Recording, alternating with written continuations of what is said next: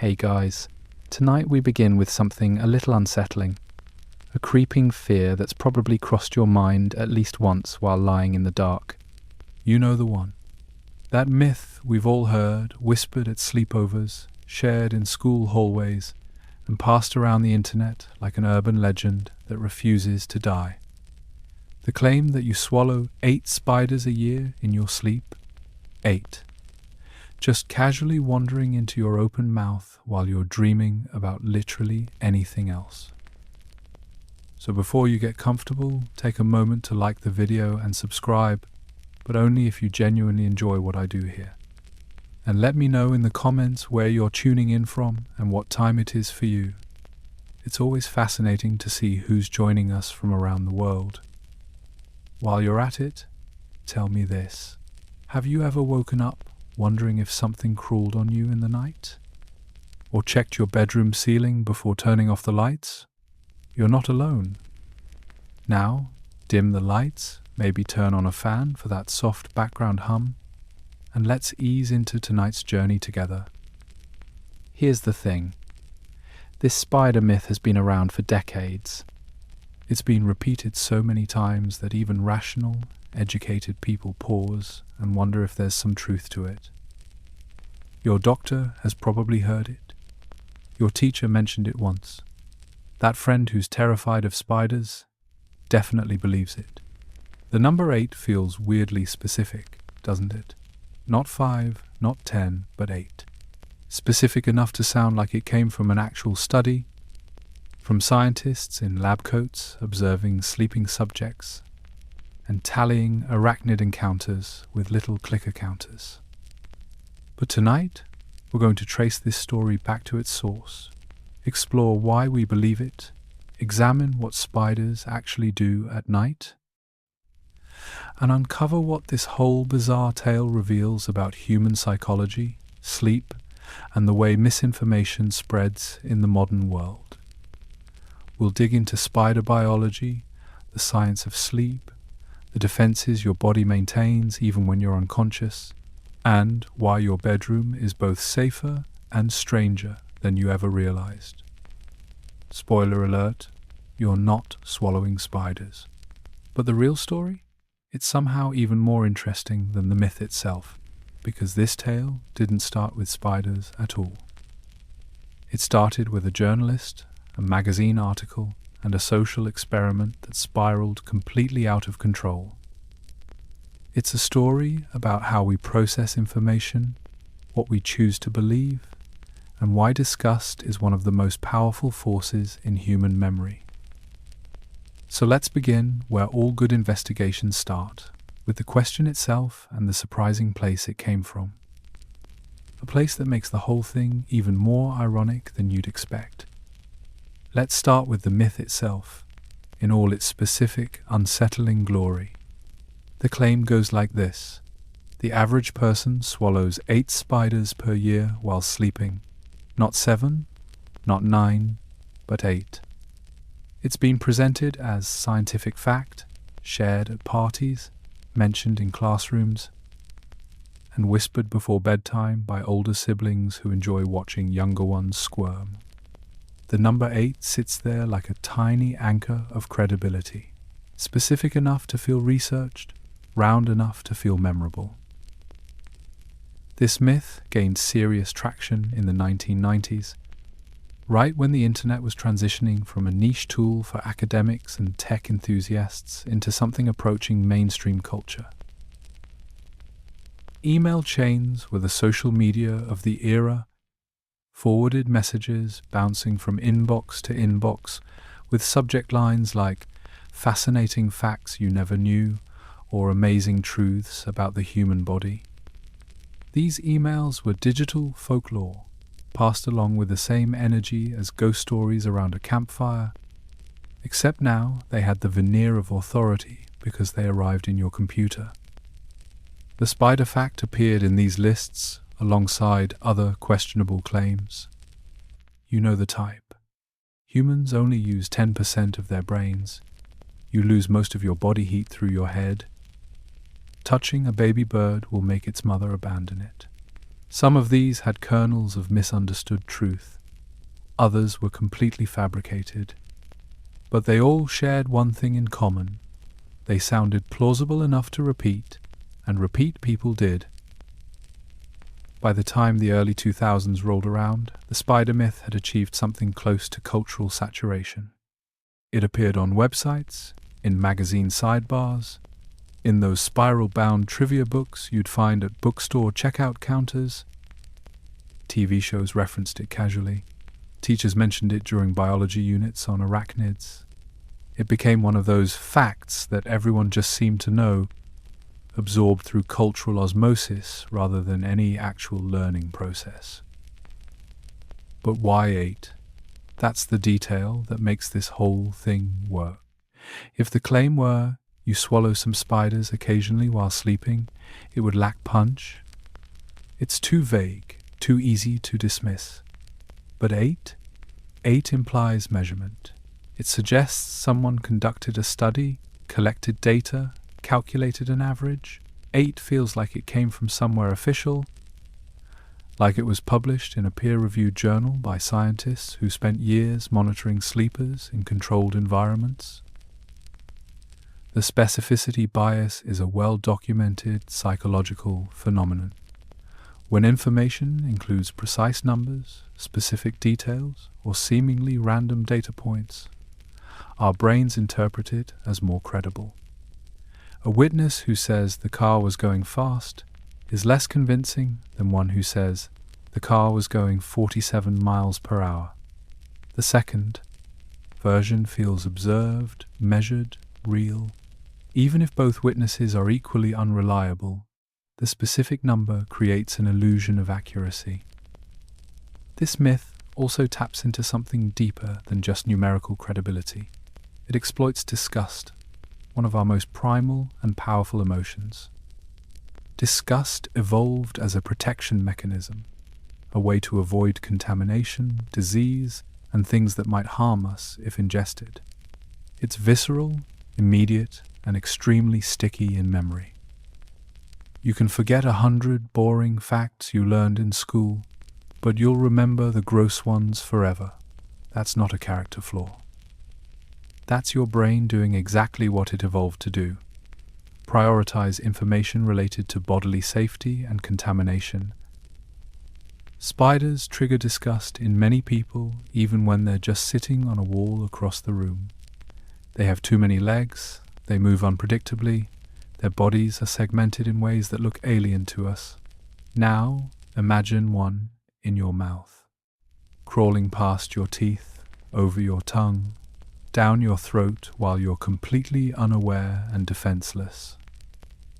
It's the stuff of nightmares, which is precisely why the myth works so well. It's memorable because it's revolting. There's also the vulnerability factor. Sleep is a state of helplessness. You're lying still, eyes closed, awareness dimmed, defenses lowered. You're not monitoring your environment the way you do when awake. Anything could happen, your unconscious brain whispers, and you wouldn't even know. This taps into ancient fears about being vulnerable to predators during rest, fears that kept our ancestors sleeping lightly and waking at the smallest unusual sound. A myth about something invading your body while you're asleep hits that primal nerve perfectly. The myth also benefited from a lack of opposition. How do you disprove a negative? You can't exactly set up a camera pointed at your mouth for 8 hours every night for a year to document the absence of spiders. Even if you did, the myth's defenders could say, well, maybe you're just not average. Other people are swallowing them. The claim exists in a space that's difficult to challenge with personal experience, which allows it to persist despite being completely false. And then there's the repetition effect. The more you hear something, the more familiar it becomes, and familiarity breeds a sense of truth. Psychologists call this the illusory truth effect. Even when people are told a statement is false, Repeated exposure to it increases the likelihood they'll later remember it as true. The spider myth has been repeated millions of times across decades. Each repetition makes it feel more real, more established, more like common knowledge that doesn't need verification. So by the time you heard it, whether from a friend, a teacher, a website, or a forwarded email from your aunt, the myth had already been pre-validated by sheer cultural momentum. It sounded scientific. It was specific. It was disgusting enough to remember and share. And it was everywhere, which made it seem obviously true. Why would so many people be talking about it if it weren't real? But here's where the story gets interesting. Because this myth didn't emerge from a misunderstood scientific study or a mistranslation of legitimate research. It didn't even come from someone who genuinely believed it. The spider myth was created deliberately, artificially, as an experiment. And the person who created it? She was trying to prove exactly how gullible we are. Let's talk about what actually happened. The year was 1993, and a columnist named Lisa Holst was writing for a magazine called PC Professional. She wasn't writing about spiders or sleep. She was writing about something far more relevant to the emerging digital age. How easily false information spreads when people don't verify their sources. The internet was still young, email was becoming popular, and Holst noticed something troubling. People were forwarding lists of amazing facts without questioning where they came from or whether they were true. So she decided to prove a point. She compiled her own list of absurd, completely fabricated facts and published them in her column. The goal was simple: demonstrate how readily people accept and share information that sounds authoritative, even when it's nonsense. Among her invented facts was this gem: we swallow an average of 8 spiders in our lifetime while sleeping. Not per year, actually, per lifetime. But even that detail got distorted as the myth spread, which is somehow even more fitting given her original thesis. Holst didn't just make these up out of thin air. She was parodying the kind of dubious trivia that was already circulating through email chains and early internet forums. She wanted her fake facts to sound exactly like the real fake facts people were already believing. The spider claim was perfect for her purposes.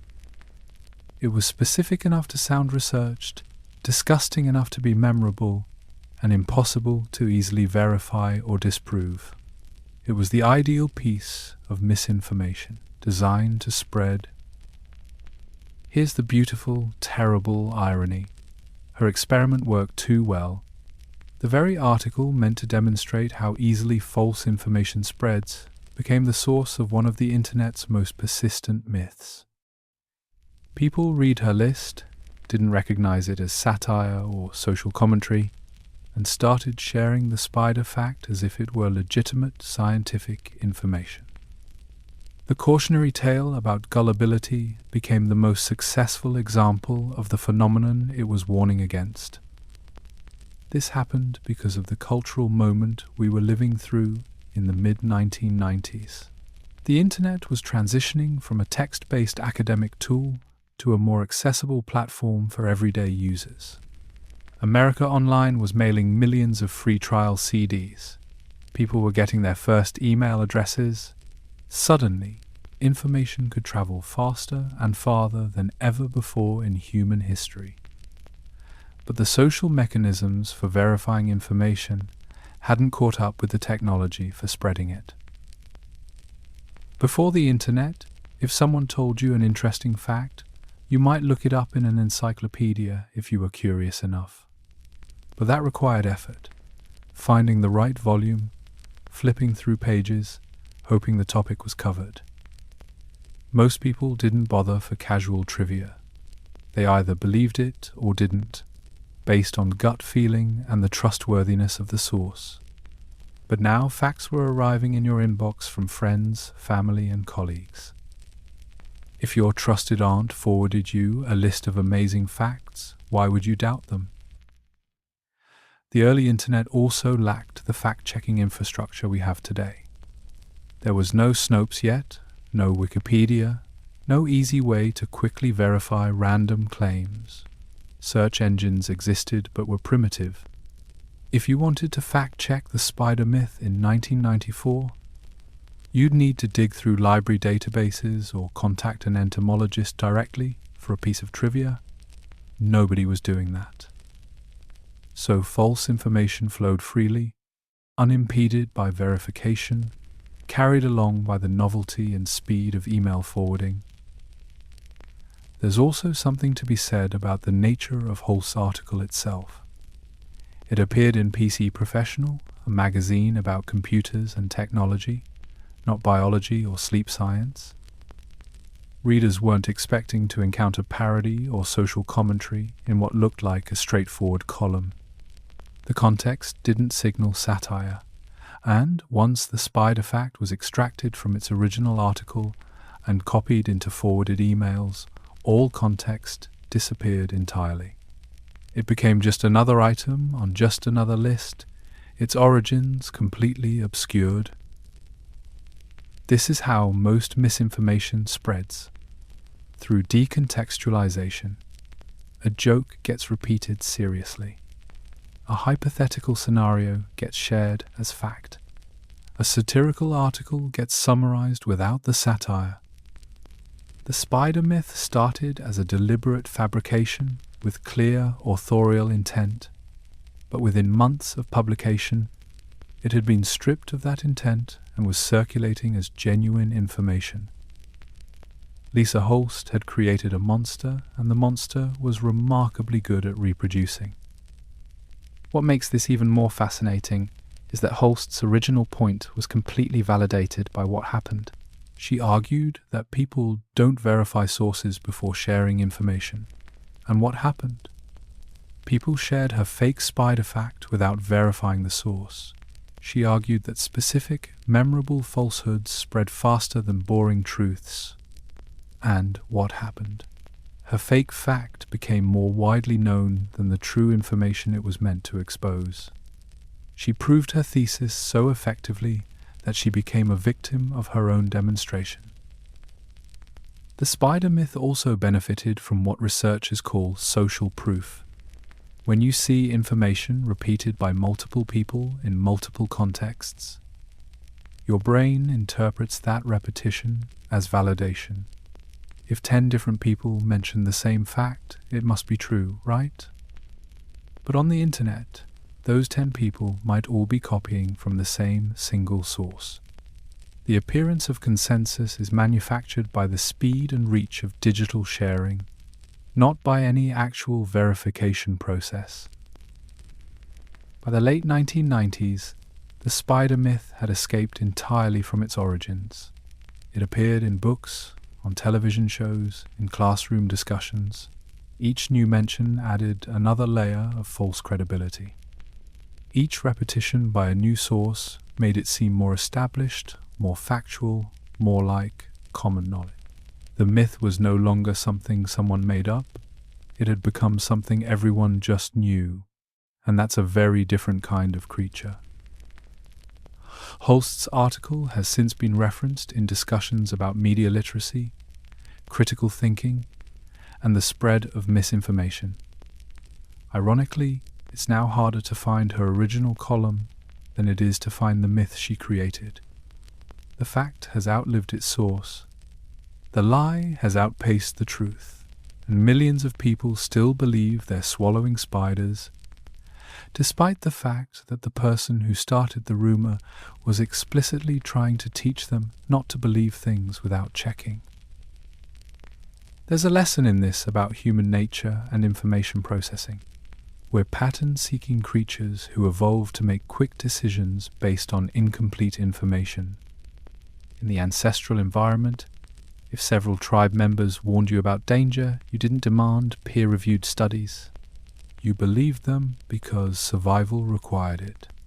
That same instinct makes us vulnerable to viral misinformation in the digital age. We see multiple people sharing the same claim, and our ancient social brain says, "This must be important, and true. So Lisa Holst created the spider myth to expose how easily we're fooled, and in doing so, fooled more people than perhaps any single hoax in internet history. The student of misinformation became its most successful practitioner. The warning became the thing we needed to be warned about. And somewhere in that irony lies an important truth about how our minds work and how information moves through human networks. But if the myth was deliberately false, and we know its origin, why do so many people still believe it? Let's dig into the psychology that makes fake facts feel real. Understanding why we believe the spider myth requires understanding how our brains process, store, and recall information. And it turns out, we're not nearly as rational as we like to think. Our minds are incredibly sophisticated, capable of abstract reasoning and complex problem solving, but they're also running on hardware that evolved hundreds of thousands of years ago to solve very different problems than verify internet trivia. Let's start with disgust, because that's the emotional engine driving this myth's persistence. Disgust is one of the 6 basic human emotions, right alongside happiness, sadness, fear, anger, and surprise. It's not just a feeling, it's a survival mechanism, a biological alarm system designed to protect you from contamination, disease, and toxic substances. When you feel disgusted, your body is essentially screaming, "Don't put that in your mouth, don't touch that, get away from that." This emotion is incredibly powerful in memory formation. Studies have shown that emotionally charged information, especially information tied to disgust or fear, gets encoded more deeply and retrieved more easily than neutral information. Your brain prioritizes remembering things that might harm you. If your ancestor ate a berry that made them violently ill, remembering exactly what that berry looked like could save their life later. The stronger the emotional response, the stronger the memory. That's not a bug in the system. That's evolution doing its job. Now apply that to the spider myth. When you hear you swallow 8 spiders per year in your sleep, your brain doesn't file that away as neutral trivia alongside the capital of Mongolia is Ulaanbaatar. It files it in the high-priority disgust category, right next to memories of spoiled food and other contamination threats. The visceral revulsion you feel hearing it actually makes you more likely to remember it. Your brain is trying to protect you from something that doesn't even exist, and in doing so, it's making the false memory stickier than true information. Then there's the specificity bias we touched on earlier, but it's worth exploring more deeply because it's so fundamental to how we evaluate truth. When information includes specific details, numbers, or precise claims, our brains interpret those details as evidence of legitimacy. This makes sense from an evolutionary perspective. If someone gives you detailed, specific directions to a water source, those directions are probably based on real experience. Vague directions might be guesswork or rumor. The number 8 in the spider myth does tremendous psychological work. It's not round enough to seem like a guess. Nobody would arbitrarily choose 8, but it's not so precise that it seems suspicious either. It falls in that sweet spot of specificity where it sounds like the result of actual data collection. Your brain hears 8 and subconsciously assumes someone counted, someone measured, someone researched. The number creates a false sense of scientific rigor that the claim doesn't actually possess. Next comes the authority gradient. We're more likely to believe information that comes from sources we perceive as authoritative or knowledgeable. This is usually adaptive. If a doctor tells you to take medication, you should probably listen. If a mechanic tells you your brakes are failing, you should probably believe them. We can't be experts in everything, so we rely on others' expertise. But this system breaks down when false information gets laundered through legitimate-seeming channels. The spider myth appeared in magazines, on educational websites, in classroom discussions. Each context added perceived authority. A teacher mentioning it gives it educational weight. A magazine printing it gives it editorial credibility. Even if none of these sources actually verified the claim, their mere repetition of it makes it seem established. Authority doesn't need to be real. It just needs to look real. And once a claim has been repeated enough times by enough seemingly credible sources, questioning it starts to feel like questioning established knowledge. This connects to another powerful psychological phenomenon, the illusory truth effect. The more times you're exposed to a statement, the more true it feels, regardless of its actual truth value. Researchers have demonstrated this repeatedly in laboratory settings. Show people a false statement once, and they correctly identify it as false. Show it to them 5 times over several weeks, and they're significantly more likely to rate it as true, even when they were explicitly told it was false initially. Familiarity breeds credibility. Your brain uses ease of processing as a heuristic for truth. If information comes to mind easily, if it feels familiar, your unconscious reasoning goes, "I've encountered this before, multiple times, so it's probably true." This makes evolutionary sense for genuinely common information. If everyone in your tribe mentions the dangerous animal near the river, that animal probably exists. But in the age of viral content, repetition no longer indicates truth. It just indicates spreadability. There's also confirmation bias at play, though it works a bit differently here. You're not seeking out information that confirms you swallow spiders. But once you've heard and remembered the claim, you might interpret ambiguous experiences through that lens. Wake up with a dry mouth and a weird taste? Must have been a spider. Feel something tickle your face during the night? Probably a spider heading for your mouth. The myth creates a framework for interpreting random nocturnal sensations, which then seems to confirm the myth's validity. The vulnerability of sleep adds another psychological layer. When you're awake, you're in control. You're monitoring your environment, making decisions, protecting yourself. Sleep is different. Sleep is surrender. You close your eyes, release conscious control, and spend roughly 1/3 of your life in a state of reduced awareness.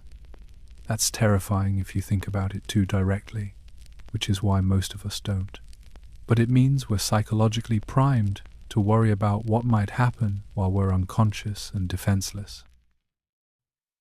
Nighttime fears tap into ancient anxieties. Our ancestors who slept lightly, who woke at unusual sounds, who worried about predators and threats during their vulnerable sleeping hours, those ancestors survived long enough to pass on their genes. Deep, fearless sleep in a dangerous environment was a good way to get eaten. So we inherited a baseline anxiety about sleep, a whisper of concern about what we can't monitor or control. The spider myth exploits that inherited worry beautifully. There's also the challenge of proving a negative. You can't easily demonstrate that something doesn't happen, especially when it's supposed to happen unconsciously during sleep. You could sleep with your mouth taped shut for a year, but the myth's defenders could say, well, spiders are getting in through other people's mouths. You could set up a camera, but who's going to watch 8 hours of footage every night? The claim exists in a space that's practically unfalsifiable through personal experience, which insulates it from the kind of casual debunking that might kill other myths. All these psychological factors work together, creating a perfect storm of believability. The myth triggers disgust, which strengthens memory. It uses specific numbers, which signal authority. It's been repeated endlessly, which creates familiarity. It targets a vulnerable state we can't fully monitor, and it's nearly impossible to disprove through personal experience. No wonder it persists despite being completely fabricated. Our minds aren't designed to filter out well-crafted lies. They're designed to remember threats and trust repeated information. In this case, that's exactly the wrong combination. So we've established why we believe it. But what are spiders actually doing while you sleep? Let's talk about spider biology and nocturnal behavior. If you want to understand why spiders aren't crawling into your mouth at night, you need to understand what spiders actually are, how they perceive the world. And it turns out, their nighttime activities have absolutely nothing to do with you. You're not on their radar. You're not even a blip of interest. In fact, from a spider's perspective, you're basically a large, warm, vibrating mountain that represents danger, not opportunity. Let's start with basic spider biology. Spiders are arachnids, not insects, which means they have 8 legs instead of 6, 2 main body segments instead of 3, and no antennae. There are over 45,000 known species of spiders worldwide, and they occupy nearly every terrestrial habitat on Earth. But despite their diversity, they share some fundamental characteristics.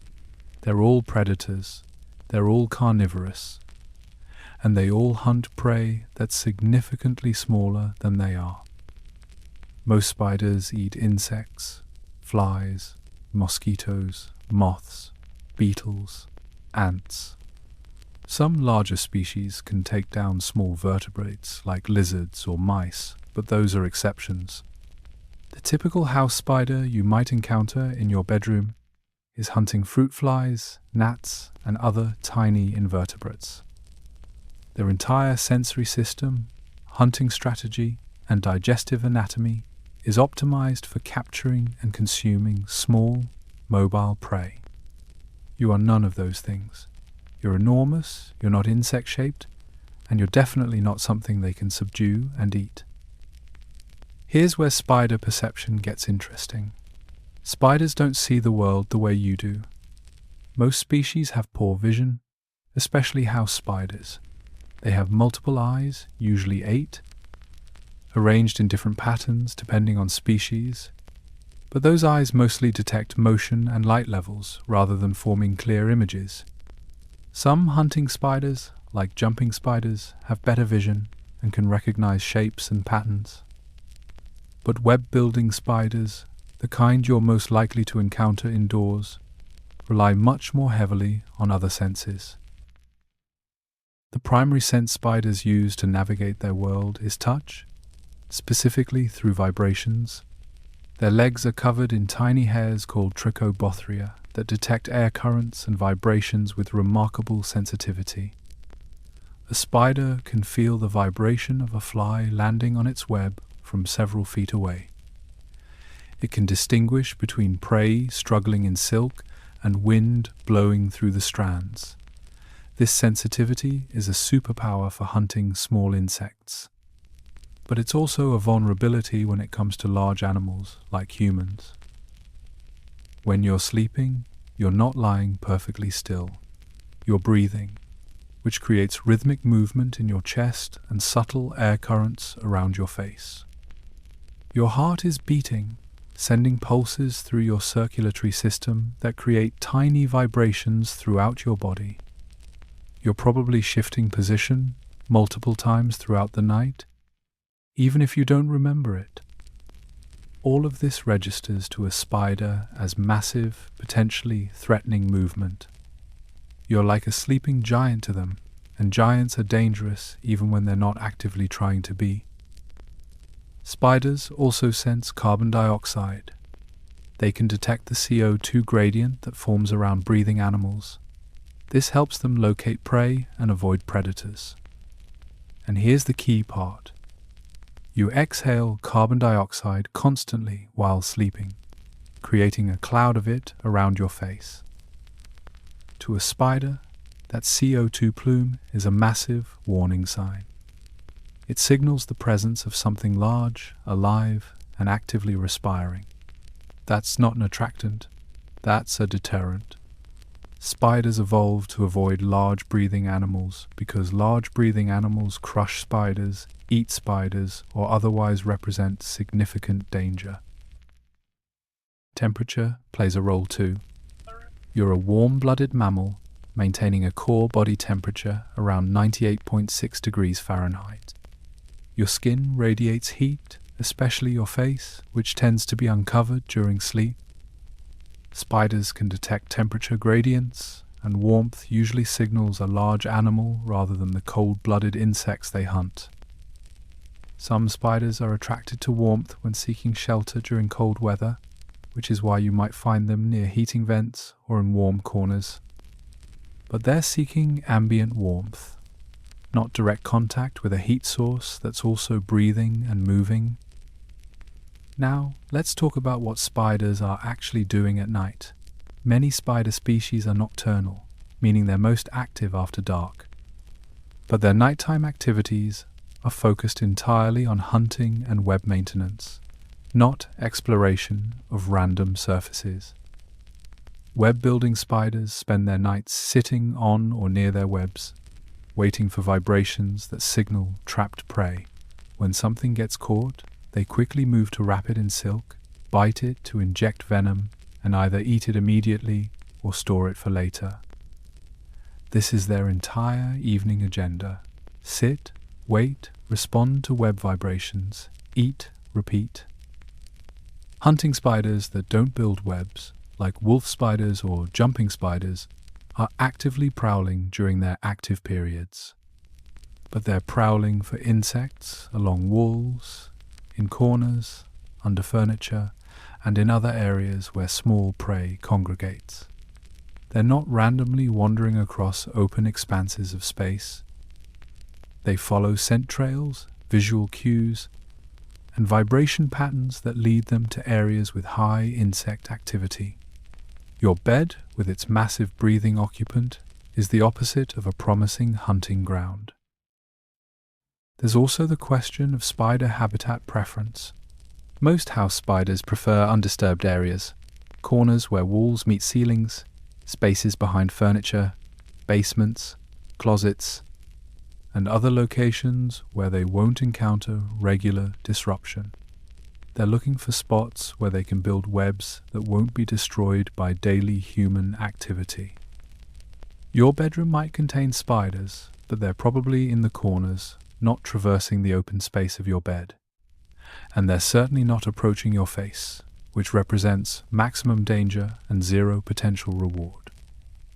Consider the physics from a spider's perspective.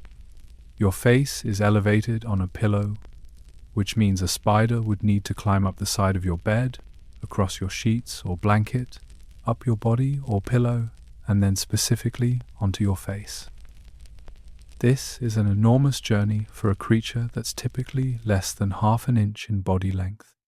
It's like you deciding to hike across a mountain range for no reason. Spiders don't waste energy on pointless travel. They move with purpose, toward prey, toward shelter, toward optimal web-building locations, or away from threats. None of those purposes are served by climbing onto a sleeping human's face. Even if a spider somehow found itself on your bed by accident, maybe having fallen from the ceiling or wandered up from the floor, its immediate goal would be escape. The moment it detected the vibrations of your breathing and heartbeat, felt the warmth of your body, and sensed the massive CO2 plume from your respiration, it would head in the opposite direction as quickly as its 8 legs could carry it. Self-preservation is a powerful motivator, and every sensory input is telling the spider that it's dangerously close to something that could easily kill it. So, what are spiders doing while you sleep? They're hunting appropriately sized prey, maintaining their webs, avoiding large animals, and generally trying to survive in an environment that's actually quite hostile to them. Your home might provide shelter from weather and predators, but it's not ideal spider habitat.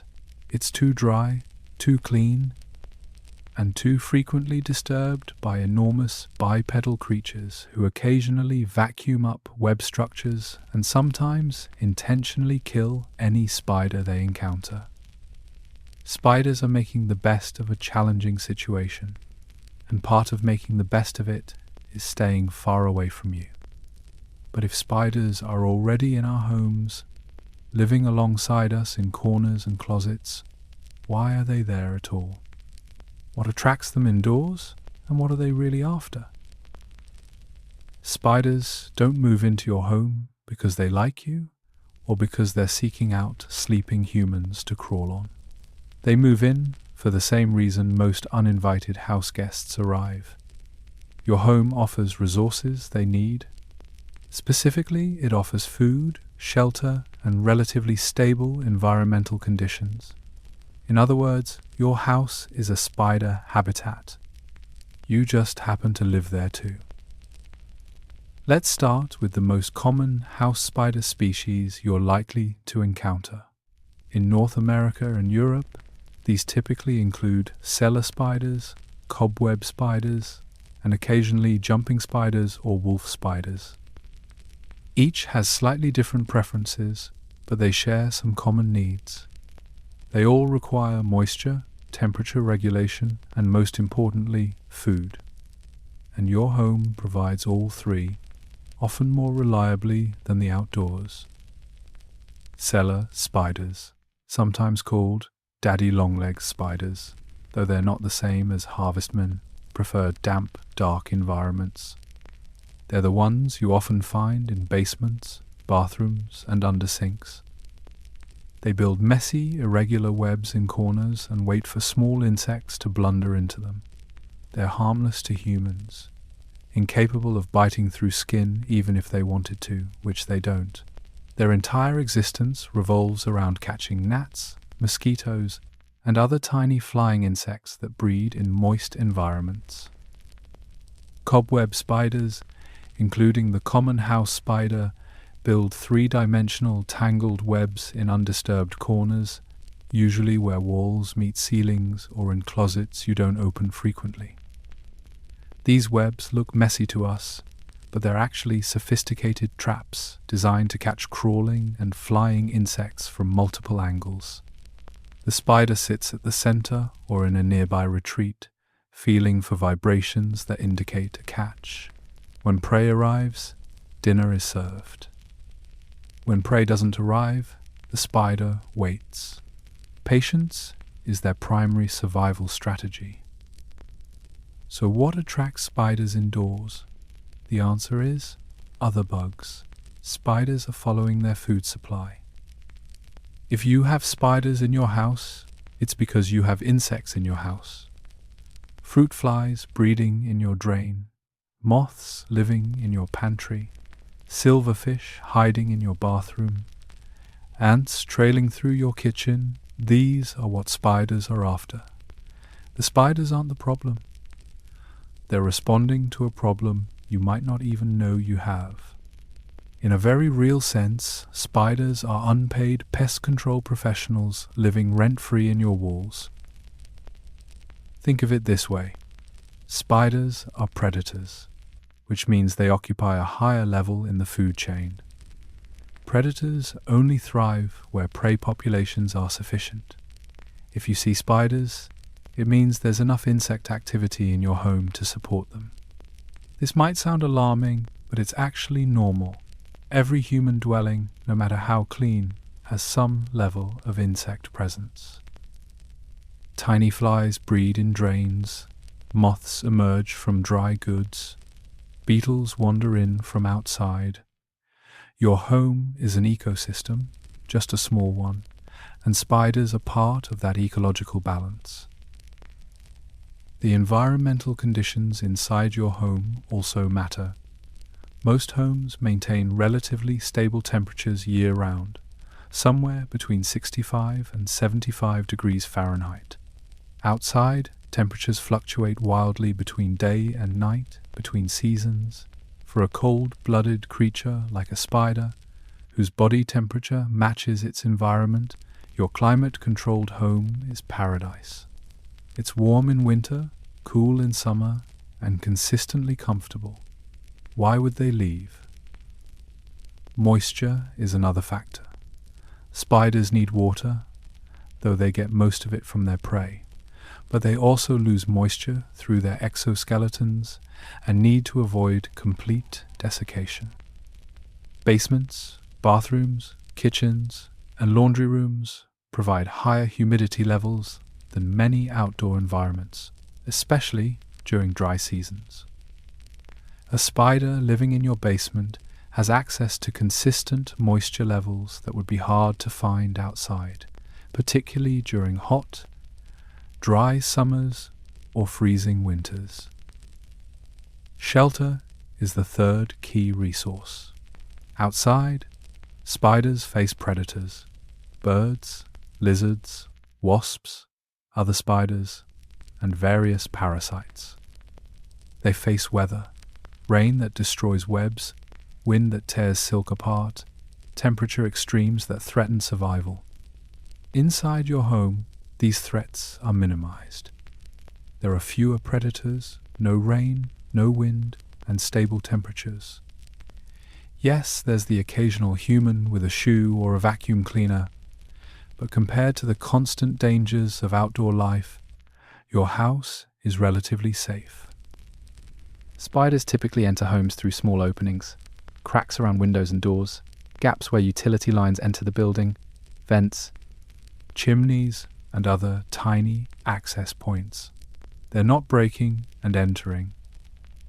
They're wandering through openings that already exist, following chemical cues or simply exploring. Most spiders that end up indoors didn't make a conscious decision to invade your space. They were outside, they found an opening, they walked through, and they discovered an environment with food and shelter, so they stayed. There's also a seasonal pattern to spider visibility. You're more likely to notice spiders in your home during fall, roughly September through November in the Northern Hemisphere. This isn't because more spiders are entering. It's because male spiders, which have been living quietly in your walls all year, emerge to search for mates. Male spiders wander more during mating season, which makes them more visible. They're not invading, they're just becoming obvious. The spiders were there all along. You just didn't see them. Now here's an important point about spider behavior around human sleeping areas. Bedrooms are generally terrible spider habitat. They're frequently disturbed by human activity, they have fewer dark corners and undisturbed spaces, and critically, they have fewer insects. Bedrooms are usually cleaner and drier than basements or kitchens. There's less organic matter decomposing, fewer damp areas where flies breed, and less food debris attracting ants or other crawling insects. In other words, there's nothing for spiders to eat. A spider that somehow ended up in your bedroom would find it to be a food desert. No prey means no reason to stay. Spiders don't build webs randomly. They build them where experience or instinct tells them prey will be abundant. A corner near a light fixture that attracts moths? Good spot. A window where flies congregate? Excellent choice. The middle of your bed where nothing ever happens? Pointless. Spiders are efficient creatures. They don't waste energy building or maintaining webs in locations that don't produce food. The same logic applies to wandering spiders that don't build webs. Wolf spiders and jumping spiders are active hunters that roam looking for prey. But they roam intelligently, following scent trails and visual cues that lead to insect activity. They hunt along baseboards where beetles crawl, in corners where flies rest, near windows where insects cluster. They don't randomly cross expanses of empty floor or climb onto furniture that offers no hunting opportunities. and they certainly don't approach large, breathing, moving mammals that represent existential danger. Here's something else to consider. Spiders have excellent survival instincts. They've been around for over 300 million years, predating dinosaurs, surviving multiple mass extinction events. That kind of longevity comes from very good threat assessment. Spiders know what's dangerous. And one thing that's extremely dangerous is a creature that's thousands of times larger than you, warm, breathing, capable of crushing you accidentally, and potentially aware enough to kill you intentionally. Every sensory input a spider has tells it to avoid humans, especially sleeping humans who might roll over or swat at unexpected sensations. So, yes, you probably share your home with spiders, but they're living in your basement, your attic, behind your refrigerator, in your garage, under your porch, not in your bedroom, and definitely not approaching your sleeping body. They're after the fruit flies in your kitchen drain, the moths in your pantry, the silverfish in your bathroom. They're providing a service, actually, eating insects you'd rather not have around. Think of them as tiny, 8-legged janitors working the night shift in areas you rarely visit. They're there, but they're not interested in you. But what about those stories everyone's heard about waking up with mysterious bites? Those marks on your arm that appeared overnight? Surely some of those must be spider bites, right? Let's examine what's really happening when you wake up with unexplained marks on your skin. You wake up with a red, itchy mark on your arm. You don't remember bumping into anything. You don't recall any mosquitoes buzzing around last night. But there's the mark, slightly swollen, definitely irritated. And your brain, helpfully trying to explain the unexplained, lands on the most obvious culprit, spider bite. After all, you've heard spiders crawl on you at night. The myth is right there in your memory. So this must be evidence, right? Actually, probably not. Here's the uncomfortable truth. The vast majority of suspected spider bites aren't spider bites at all. Studies have shown that when people present to doctors or emergency rooms claiming spider bites, actual spider involvement can be confirmed in less than 5% of cases. Sometimes much less. In one study examining hundreds of supposed spider bite cases, researchers found evidence of actual spider involvement in fewer than 10 cases. The rest were misidentified skin conditions, infections, or bites from entirely different creatures. So what are these mysterious marks if they're not spider bites? The list of possibilities is surprisingly long. Bacterial infections like MRSA often start as small red bumps that look like insect bites. Fungal infections can create similar symptoms. Allergic reactions to detergents, fabrics, or skincare products can manifest as localized swelling and redness. You might have scratched yourself in your sleep with your own fingernail, breaking the skin just enough to create irritation. Or you could have bumped against something during the day, with the mark only becoming visible hours later after inflammation developed. Bed bugs are another common culprit, though their bites have distinct patterns. They tend to bite in lines or clusters, often called breakfast, lunch, and dinner by dermatologists, because the bugs typically feed multiple times in a row. Flea bites. If you have pets or have been in contact with animals, usually appear on ankles and lower legs. Mosquitoes can enter homes through open windows and doors, and their bites can swell significantly on some people, especially children. Mites, particularly during certain seasons, can create intensely itchy welts that look alarming but aren't dangerous. But let's talk specifically about actual spider bites for a moment, because they do occasionally happen. The key word is occasionally. Spiders bite defensively, not offensively. They don't hunt humans. They don't view us as food or as prey. They bite only when they feel directly threatened, usually when they're trapped against skin with no escape route. This typically happens when you're putting on clothing or shoes where a spider has taken shelter, or when you're reaching into a box or corner where a spider is hiding. During sleep, the scenario required for a spider bite is actually quite specific and unlikely.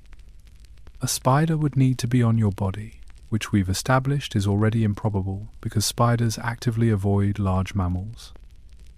Then you would need to roll over or move in a way that traps the spider against your skin, pressing it hard enough that it feels threatened, but not so hard that it's immediately crushed. The spider would then need to choose to bite rather than simply trying to escape, and its fangs would need to be strong enough to penetrate human skin, which many small house spiders can't actually do. Let's talk about spider fangs for a moment, because there's a lot of misunderstanding here. Spiders have two fangs called chelicerae that they use to pierce their prey and inject venom. But these fangs evolved to penetrate insect exoskeletons, not mammalian skin. Human skin, even thin facial skin, is much tougher than a fly's body. Most common house spiders have fangs that are simply too small and weak to break through. They're like someone trying to stab you with a toothpick. It's not impossible, but it's not easy either, and it requires significant pressure. Even when spiders can bite, most spider venom is remarkably mild for humans. Spider venom evolved to immobilize insects, not to defend against mammals that are millions of times larger.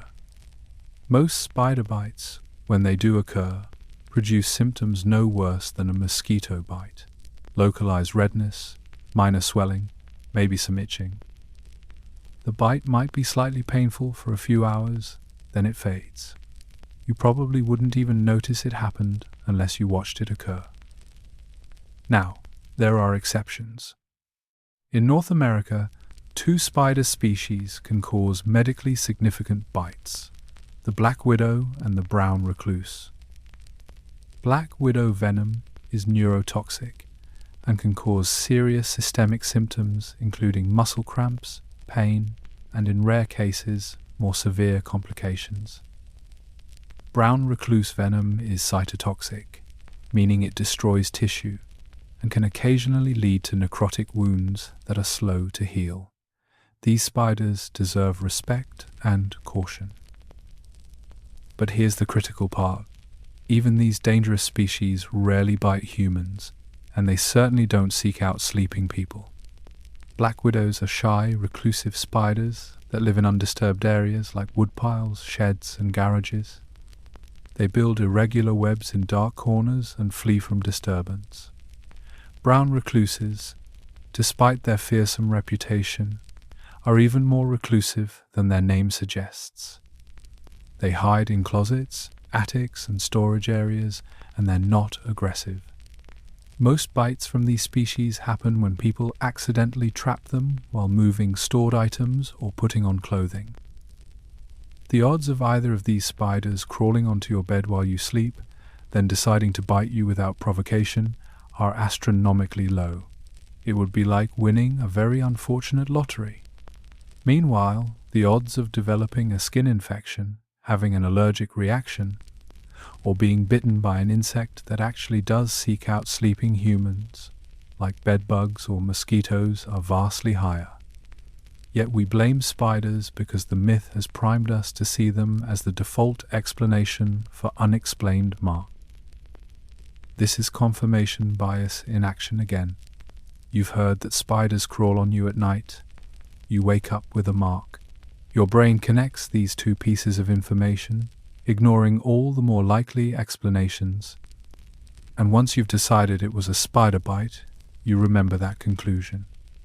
The next time someone asks if you've ever been bitten by a spider, you say yes, and you share the story. The myth perpetuates itself through misidentification and assumed causation. Medical professionals are increasingly aware of this problem. Dermatologists now emphasize that spider bites should be a diagnosis of exclusion, meaning you should rule out everything else first before blaming a spider. If you didn't see a spider, if you can't produce a spider, if the bite doesn't match the known characteristics of local spider species, it's probably not a spider bite. It might be MRSA, which actually requires treatment. It might be Lyme disease from a tick, which definitely requires treatment. Assuming spider involvement can delay correct diagnosis and appropriate care. There's also a psychological component here worth mentioning. Humans are pattern-seeking creatures who dislike uncertainty. An unexplained mark on your skin creates cognitive discomfort. Your brain wants an answer, any answer, to resolve that discomfort. Spider bite provides a simple, complete explanation that requires no further investigation. It's satisfying. It lets you stop wondering.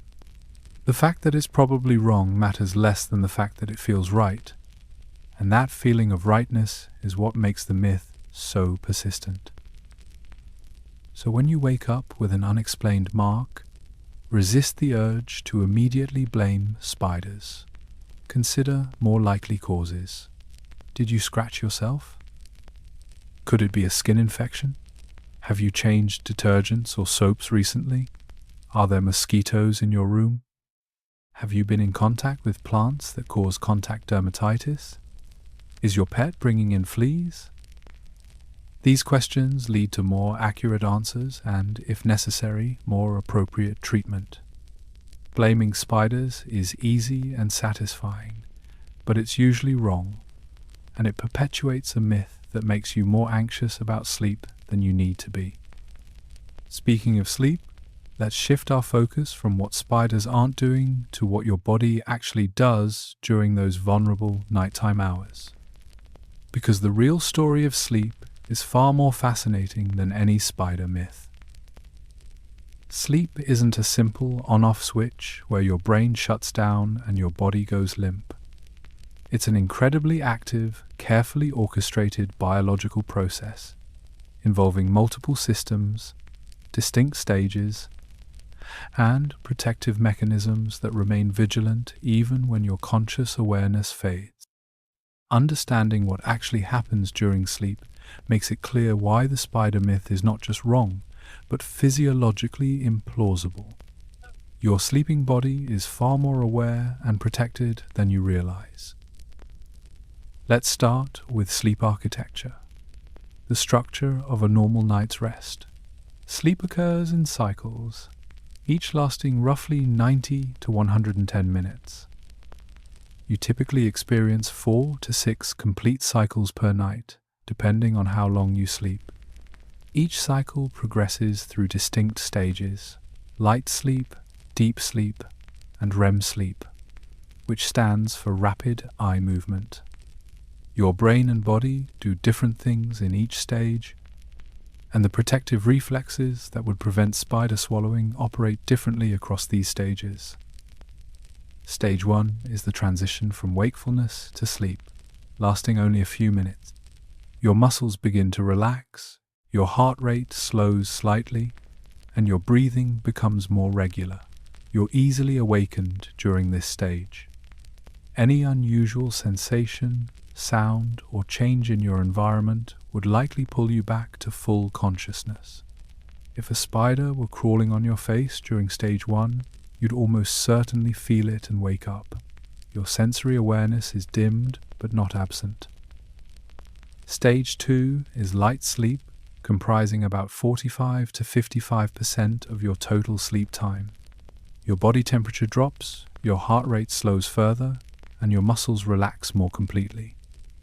But your brain is still monitoring your environment for threats or unusual stimuli.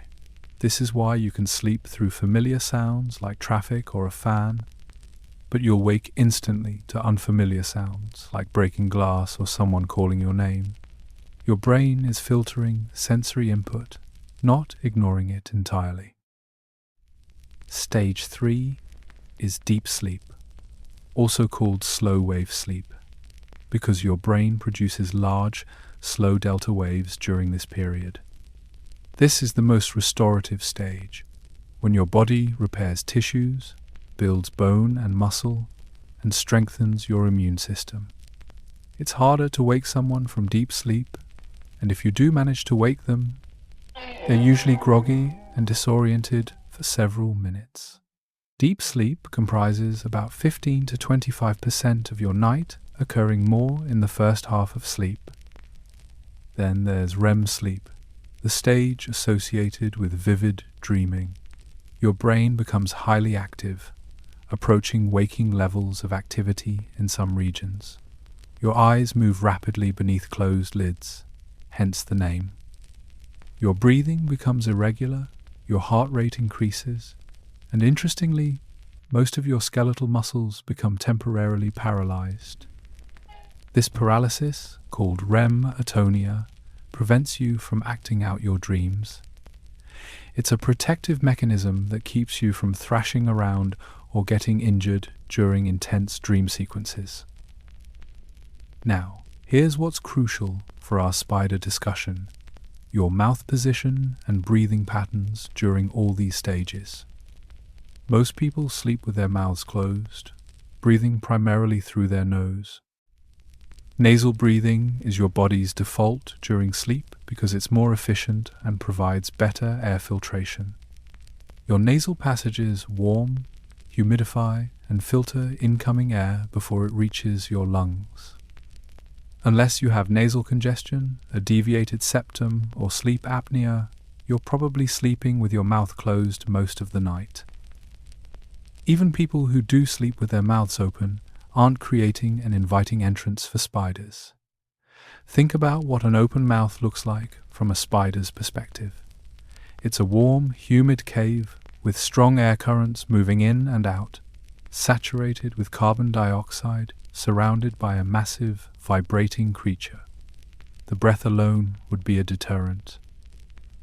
You exhale roughly 15 to 20 times per minute during sleep, creating a consistent wind current.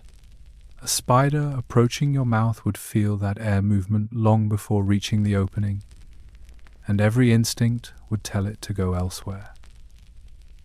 But let's say, hypothetically, impossibly, a spider did somehow make contact with your mouth or enter it. Your body has multiple reflexes that remain active during sleep, reflexes designed to protect your airway from obstruction or contamination. These are autonomic responses, meaning they don't require conscious thought. They're hardwired into your brainstem and operate whether you're awake or asleep. The gag reflex is one of the most important protective mechanisms. Touch receptors in the back of your throat, on your soft palate, and at the base of your tongue detect foreign objects and trigger an immediate, forceful response. Your throat muscles contract, your diaphragm spasms, and your body attempts to expel whatever shouldn't be there. This reflex is partially suppressed during deep sleep and REM sleep, but it doesn't disappear entirely. A spider crawling across your tongue would absolutely trigger some level of response. The cough reflex is another airway defense that operates during sleep. Irritation in your throat or airways triggers a rapid, forceful expulsion of air designed to clear obstructions. People cough in their sleep all the time, usually without fully waking.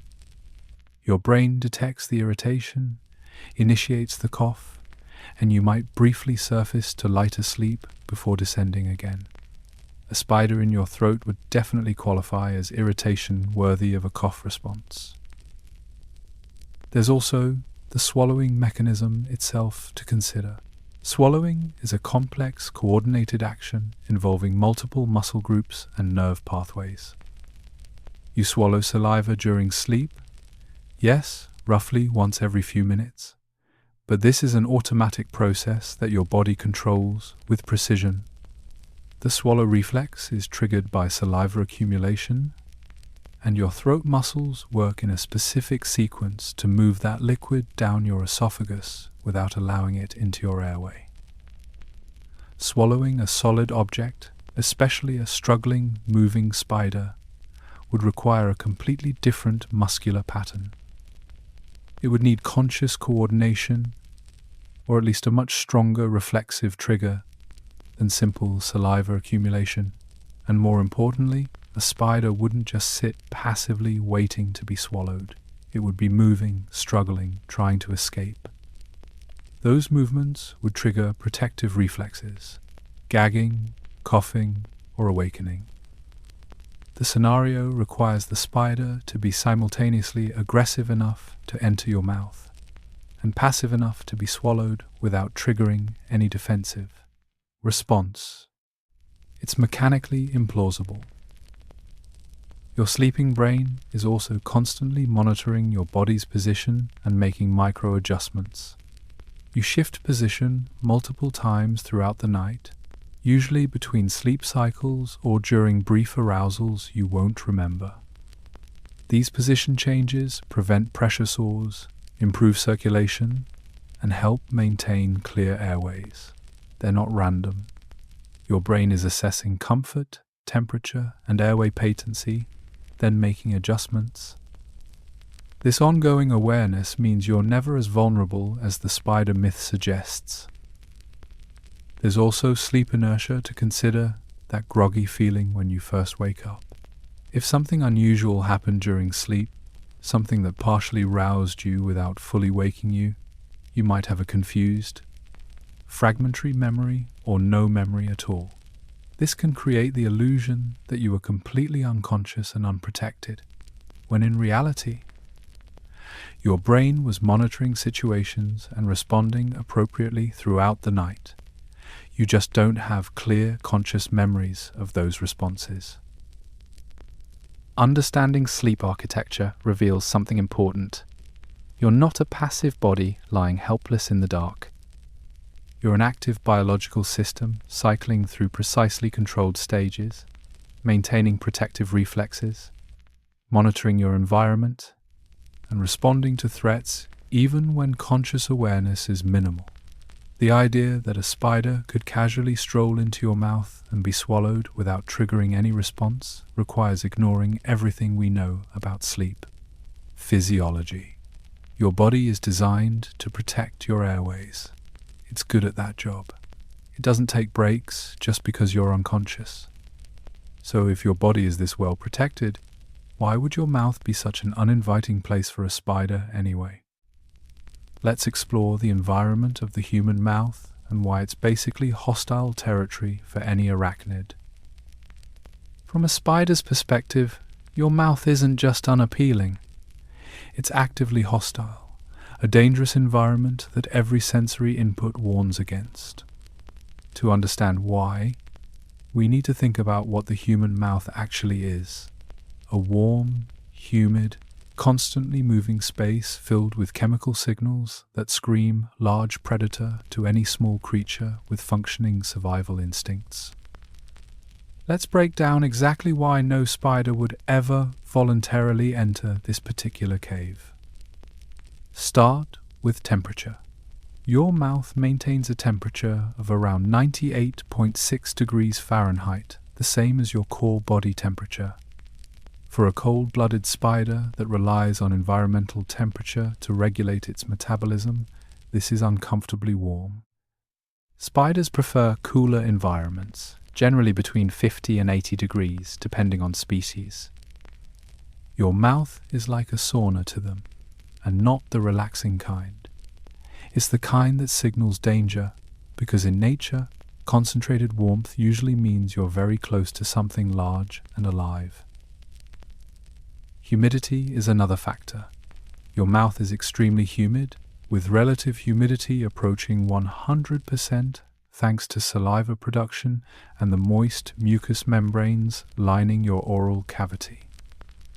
You produce between 0.5 liter and 1.5 liters of saliva per day, and that production continues during sleep, though at a slightly reduced rate. This creates a perpetually wet environment. While spiders need some moisture to survive, they generally avoid saturated environments where their book lungs, the organs they use to breathe, might become waterlogged or where they'd struggle to move efficiently. Even during sleep, you're breathing constantly, creating rhythmic air currents that flow in and out of your mouth and nose. Exhalation is particularly relevant here because you're expelling carbon dioxide-rich air with each breath. You breathe somewhere between 12 and 20 times per minute during sleep, depending on your sleep stage. That's 12 to 20 blasts of warm, moist CO2 saturated air every 60 seconds. To a spider, this isn't just noticeable. It's overwhelming. Carbon dioxide concentration is a critical signal for spiders. They can detect CO2 gradients and use them to locate prey or avoid predators. Insects produce very small amounts of carbon dioxide relative to their size. A fly's CO2 output is barely detectable beyond a few inches. But you're exhaling massive volumes of CO2 with every breath. Your exhalations contain about 4 to 5% carbon dioxide compared to the 0.04% in ambient air. That's 100 times higher concentration, creating a chemical plume that extends several inches from your face. This CO2 gradient serves as a giant warning sign to spiders. It tells them something very large is breathing here, something that could easily crush or eat them. In evolutionary terms, large breathing animals have always been threats to spiders. Birds breathe, lizards breathe, mammals breathe.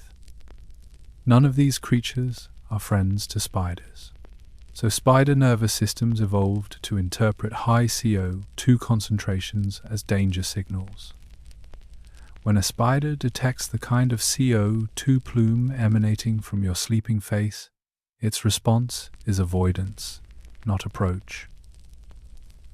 Let's also consider the mechanical environment of your mouth. Your tongue is constantly making small movements during sleep, shifting position as you swallow saliva, or as your sleeping brain adjusts your head position. Your jaw muscles aren't completely relaxed even during sleep.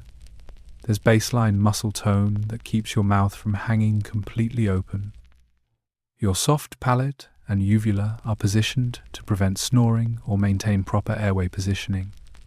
All of this creates a dynamic, moving environment rather than a stable, predictable space.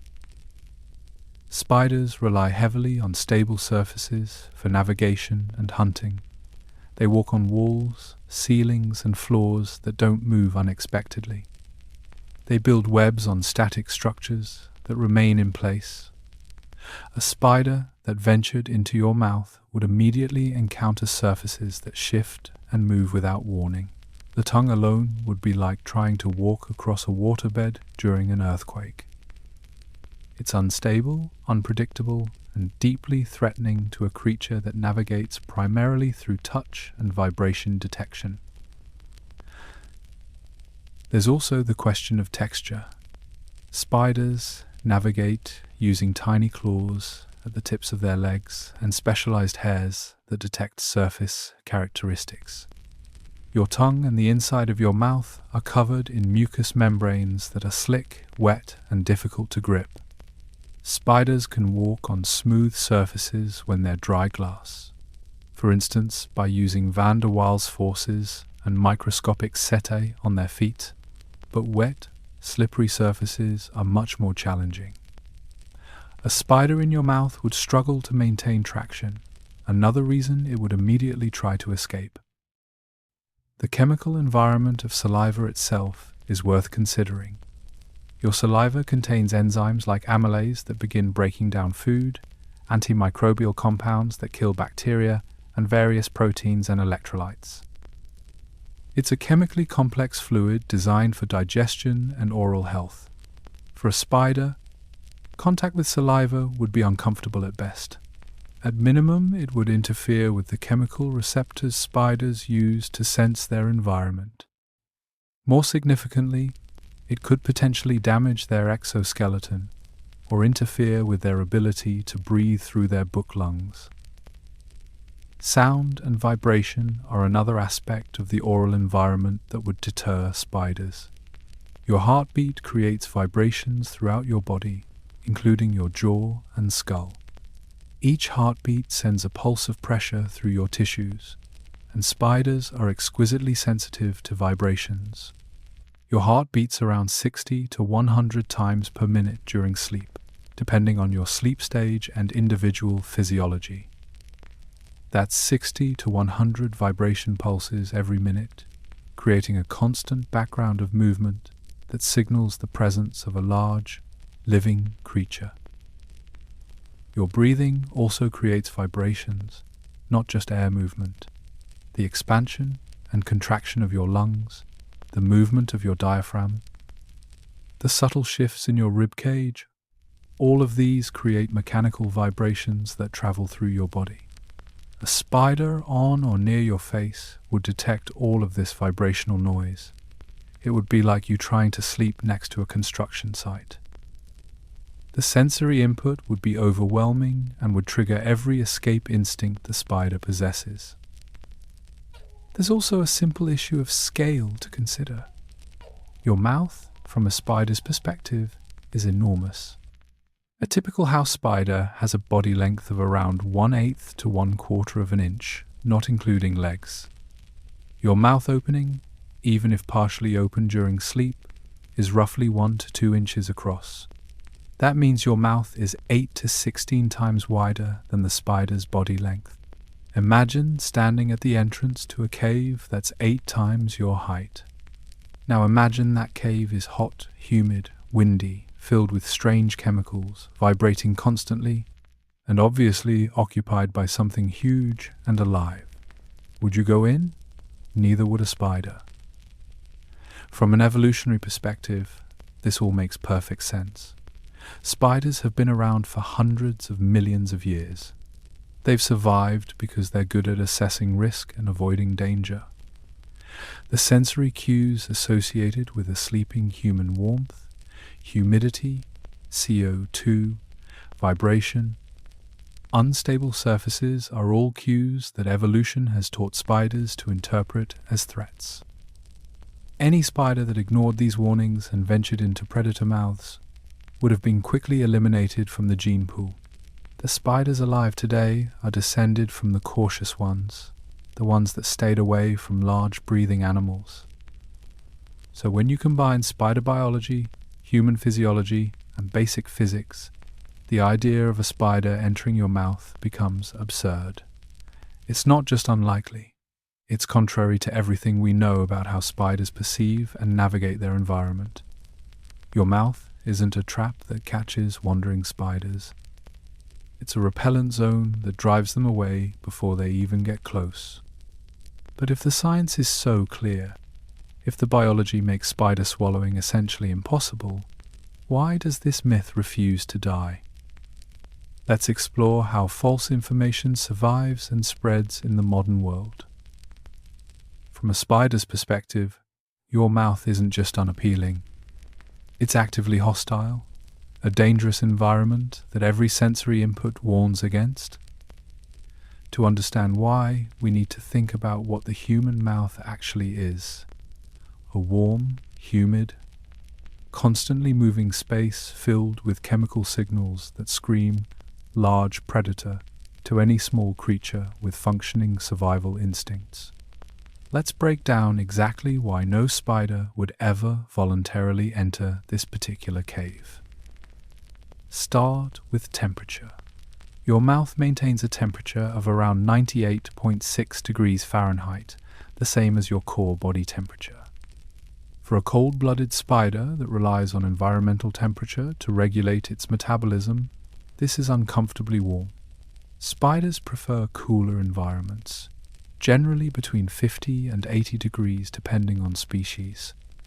Your mouth is like a sauna to them, and not the relaxing kind.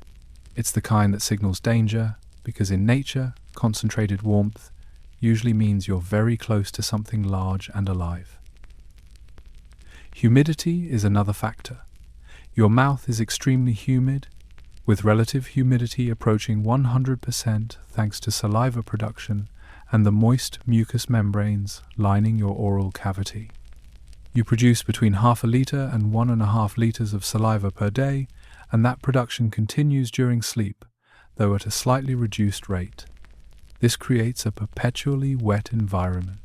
While spiders need some moisture to survive, they generally avoid saturated environments where their book lungs, the organs they use to breathe, might become waterlogged or where they'd struggle to move efficiently. Then there's the air movement. Even during sleep, you're breathing constantly, creating rhythmic air currents that flow in and out of your mouth and nose. Exhalation is particularly relevant here because you're expelling carbon dioxide-rich air with each breath. You breathe somewhere between 12 and 20 times per minute during sleep, depending on your sleep stage. That's 12 to 20 blasts of warm, moist CO2, saturated air every 60 seconds. To a spider, this isn't just noticeable. It's overwhelming. Carbon dioxide concentration is a critical signal for spiders. They can detect CO2 gradients and use them to locate prey or avoid predators. Insects produce very small amounts of carbon dioxide relative to their size. A fly's CO2 output is barely detectable beyond a few inches. But you're exhaling massive volumes of CO2 with every breath. Your exhalations contain about 4 to 5% carbon dioxide compared to the 0.04% in ambient air. That's 100 times higher concentration, creating a chemical plume that extends several inches from your face. This CO2 gradient serves as a giant warning sign to spiders. It tells them something very large is breathing here, something that could easily crush or eat them. In evolutionary terms, large breathing animals have always been threats to spiders. Birds breathe, lizards breathe, mammals breathe. None of these creatures are friends to spiders. So, spider nervous systems evolved to interpret high CO2 concentrations as danger signals. When a spider detects the kind of CO2 plume emanating from your sleeping face, its response is avoidance, not approach. Let's also consider the mechanical environment of your mouth. Your tongue is constantly making small movements during sleep, shifting position as you swallow saliva or as your sleeping brain adjusts your head position.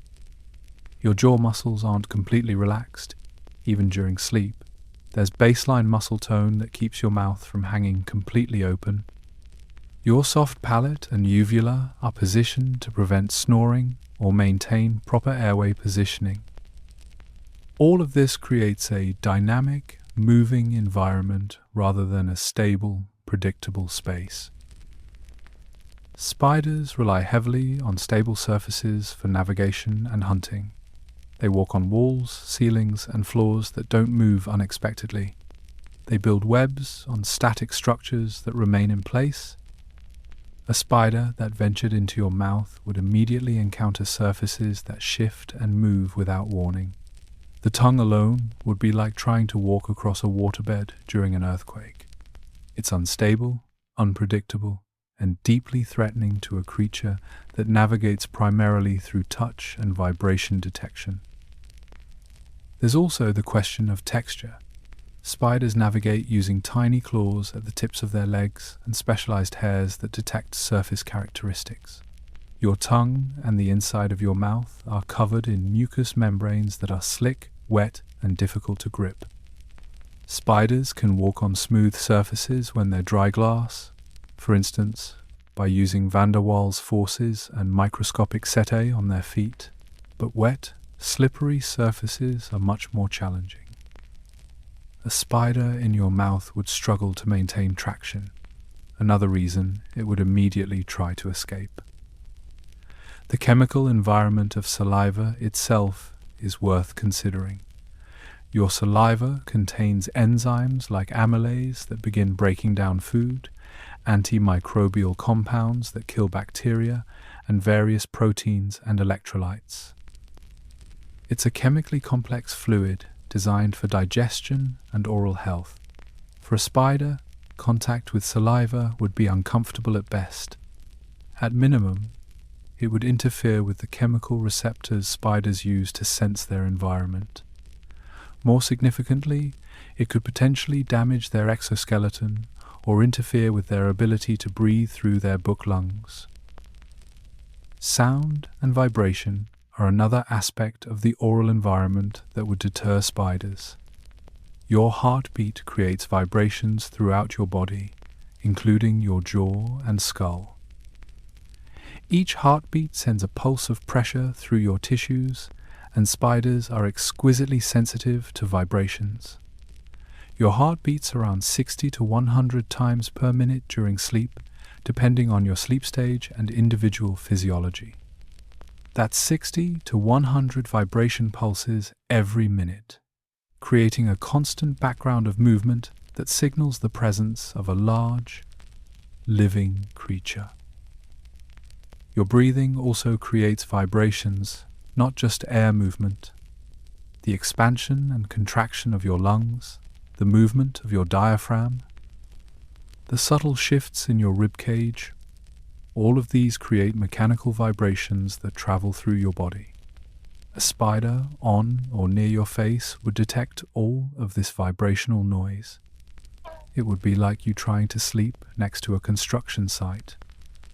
The sensory input would be overwhelming and would trigger every escape instinct the spider possesses.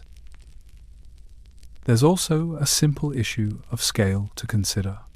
Your mouth, from a spider's perspective, is enormous.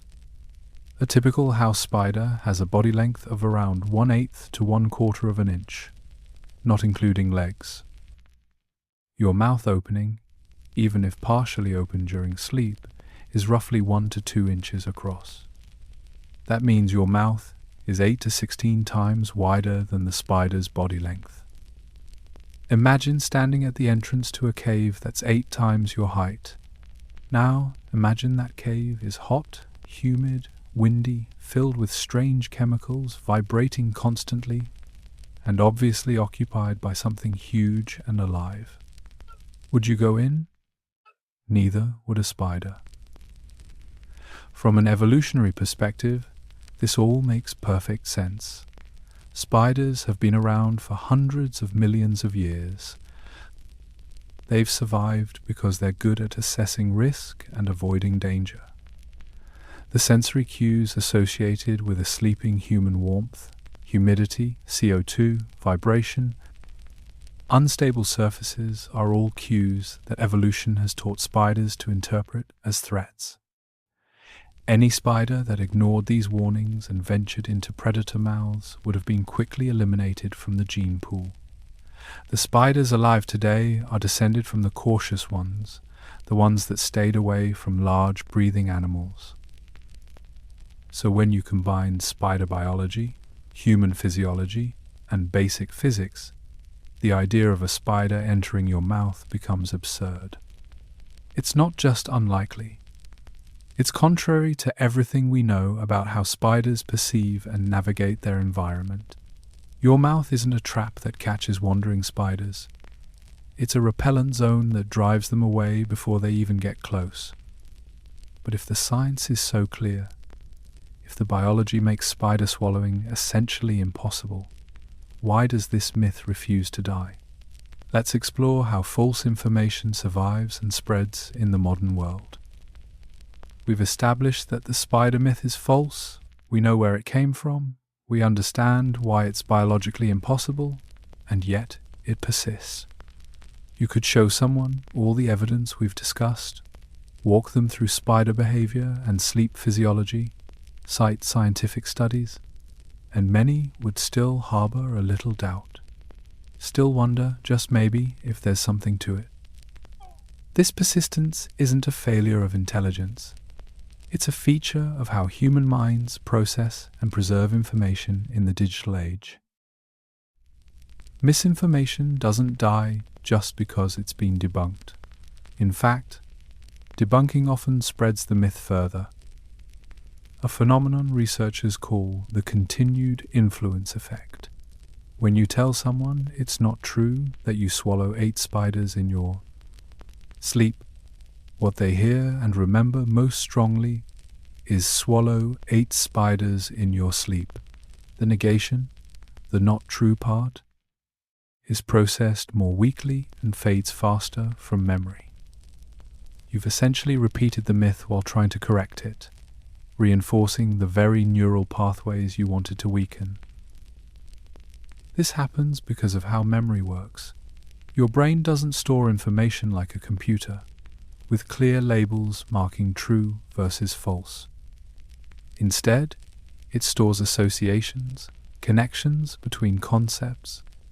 The spider myth connects spiders, sleep, mouth swallowing, and the number 8 into a network of associated ideas.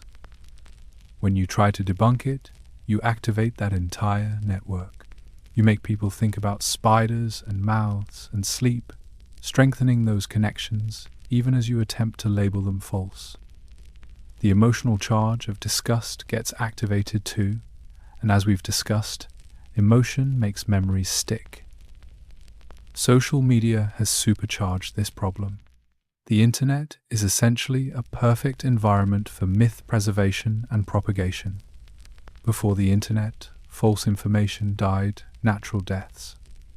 Someone would repeat a myth, others might believe it temporarily, but without constant reinforcement, the false belief would fade. People would forget, or they'd encounter contradictory information, or the myth would simply stop being repeated. There was a natural selection pressure on information. Only the most memorable or frequently repeated ideas survived. But the internet never forgets. Information that would have died decades ago is now preserved indefinitely across millions of web pages, social media posts, and archived forums. The spider myth appears in articles from the 1990s that are still online and still indexed by search engines. It shows up in old forum threads, in archived emails that have been converted to blog posts, in YouTube videos from 10 years ago. Every instance remains accessible, ready to introduce new believers to the myth. Then there's the illusion of consensus, which is particularly powerful online. When you search for information about spiders and sleep, you find hundreds of sources mentioning the 8 spiders myth. Many are debunking it, but your brain notices the sheer volume of mentions and interprets that as significance. If this many people are talking about it, your unconscious reasoning goes, it must be important. It must have some basis in reality. The fact that most mentions are corrections doesn't fully register. You see spiders and swallow and sleep repeated across dozens of sources, and repetition breeds familiarity, and familiarity breeds credibility. Algorithms amplify this effect. Social media platforms and search engines show you content similar to what you've previously engaged with. If you click on one article about the spider myth, you'll be served more content about spiders, sleep myths, or creepy facts. You enter a bubble where this particular piece of misinformation feels central and widely discussed, even though it's actually a tiny, debunked footnote in scientific literature. The algorithm doesn't care about truth. It cares about engagement, and myths are engaging. There's also motivated reasoning at play. Sometimes we want to believe scary things, at least a little bit. Fear can be entertaining when it's not immediately threatening. It's the same psychology that makes horror movies enjoyable or campfire ghost stories fun. The spider myth provides a small, manageable thrill. It's gross and unsettling, but not dangerous. You're not in actual peril from nighttime spiders, but believing you might swallow them adds a tiny frisson of discomfort to the mundane act of going to bed. For some people, that's perversely appealing. This connects to the broader human attraction to disturbing facts and gross-out trivia. We're drawn to information that violates our expectations or challenges our sense of safety and control. Normal facts are boring. Spiders avoid humans doesn't spread. You swallow 8 spiders per year. Absolutely does. Because it's weird, disgusting, and counterintuitive. Our brains are wired to notice and remember anomalies, things that don't fit our models of how the world works. The spider myth is a perfect anomaly, which is why it captured attention in the first place. The role of trust in information sharing can't be overlooked either. You're more likely to believe and repeat information that comes from someone you know and trust, even if that person isn't an expert. When your friend tells you about the spider myth, you don't question their credibility. You don't ask for sources. You accept it because you trust them and they probably heard it from someone they trusted, creating chains of belief that extend back to the original false source without anyone in the chain ever verifying the information. This is how folklore has always spread, actually. Before writing, before the internet, communities preserved information through oral tradition. Stories, beliefs, and practical knowledge were passed person to person, generation to generation. The information that survived was the information people repeated, and people repeated what was memorable, useful, or emotionally resonant. Truth wasn't always the primary selection criterion. Social cohesion, entertainment value, and moral lessons often mattered more. The spider myth succeeds in this traditional folklore sense. It's memorable, it's shareable, and it tells us something about vulnerability during sleep, even if that something isn't factually accurate. Modern misinformation operates on these ancient social mechanisms, but with digital amplification. A myth that might have circulated through a single village or community now spreads globally in hours. The social trust that made oral tradition functional, the fact that you knew your sources personally and could judge their reliability, is gone. You're receiving information from strangers, from websites with unknown authors, from social media accounts that might not even be human. But your brain still applies the old heuristics. If I've heard this multiple times from multiple sources, it's probably true. There's also what researchers call the backfire effect, where presenting evidence against a belief can sometimes make people hold that belief more strongly. This happens when the belief is tied to identity, or when admitting error feels psychologically costly. If you've repeated the spider myth to others, correcting it means admitting you spread false information. That's uncomfortable. It's easier to double down, to find reasons to doubt the debunking, to maintain your original position. Your ego protects itself by protecting the belief. The spider myth also benefits from being difficult to definitively prove wrong through personal experience. You can't prove you've never swallowed a spider because you're unconscious during sleep. You can't monitor your mouth all night, every night for years, to document the absence of spiders. The myth exists in an unfalsifiable space for most individuals, which shields it from the kind of personal experimentation that might kill other false beliefs. You can test whether hot water freezes faster than cold water. You can't easily test whether you've swallowed sleeping spiders. Entertainment media doesn't help. Television shows, podcasts, and YouTube channels love sharing weird facts, and the spider myth is irresistible content. Even when it's presented as false, it's presented, which gives it continued exposure. The format of most content requires mentioning the myth before debunking it, and as we've discussed, that mention does more cognitive work than the correction. Every top 10 myths about sleep video that includes the spider myth is simultaneously debunking and preserving it. What's particularly fascinating about the spider myth is that it's become a case study in misinformation itself. It appears in media literacy courses, in discussions about critical thinking, in psychology papers about belief persistence. It's famous for being false, which is a strange kind of fame. Lisa Holst's original experiment has succeeded beyond anything she could have imagined. She created a myth to demonstrate how myths spread, and that myth has become the definitive example of exactly what she was warning about. The lesson has become inseparable from the lie.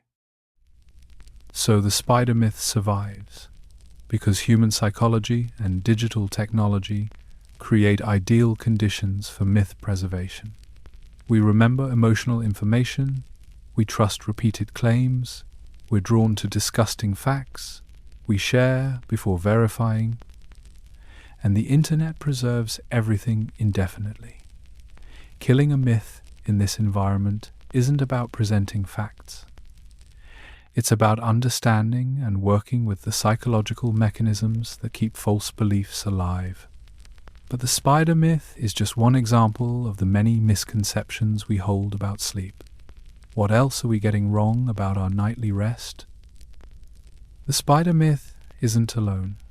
Our cultural understanding of sleep is riddled with misconceptions, half-truths, and outdated beliefs that persist despite contradicting modern sleep science. Some of these myths are harmless. Others create unnecessary anxiety or lead to poor sleep habits. Let's examine a few of the most common sleep myths and separate the folklore from the physiology, starting with perhaps the most pervasive, the 8-hour sleep rule. You've heard it countless times. Adults need exactly 8 hours of sleep per night. It's repeated so often it feels like biological law, like something encoded in our DNA. But the 8-hour rule is more guideline than gospel, and for many people it's not even accurate. Sleep need varies considerably between individuals based on genetics, age, activity level, health status, and sleep quality. Some people function optimally on 7 hours. Others genuinely need 9. The 8-hour recommendation is a population average, not a universal requirement. This myth causes real problems because it creates anxiety. If you naturally sleep 7 hours and wake feeling rested, but you've been told you need 8, you might worry you're sleep deprived. That worry can actually impair sleep quality, creating a self-fulfilling prophecy. You lie awake trying to force that extra hour, which causes stress, which prevents sleep, which makes you actually tired. The better approach is to pay attention to how you feel. If you're waking naturally without an alarm, feeling refreshed during the day, and not needing caffeine to function, you're probably getting enough sleep, even if it's not exactly 8 hours. Another widespread myth involves sleep cycles and waking at the wrong time. The idea is that if you wake during deep sleep, you'll feel groggy and terrible, but if you wake during light sleep, you'll feel great. This has spawned countless sleep tracking apps that claim to wake you at the optimal point in your cycle. There's a kernel of truth here. Waking from deep sleep does cause more sleep inertia, that groggy feeling. But the effect is temporary, usually lasting 15 to 30 minutes, and it doesn't significantly impact your functioning later in the day. The bigger issue with this myth is that it oversimplifies sleep architecture. Your cycles aren't perfectly predictable 90-minute loops. They vary in length throughout the night and between individuals. First cycles are often longer, later cycles shorter. Deep sleep concentrates in the first third of the night, while REM sleep dominates the last third. Trying to time your wake-up to coincide with a specific sleep stage is nearly impossible without laboratory equipment. Your sleep tracking app, which usually relies on movement detection, is making educated guesses at best. Better advice: maintain a consistent wake time and get enough total sleep. Your body will adjust. Then there's the myth about sleepwalking. Popular culture suggests you should never wake a sleepwalker because it might cause a heart attack, send them into shock, or cause psychological damage. This is completely false. Waking a sleepwalker is startling and might disorient them temporarily, but it's not dangerous.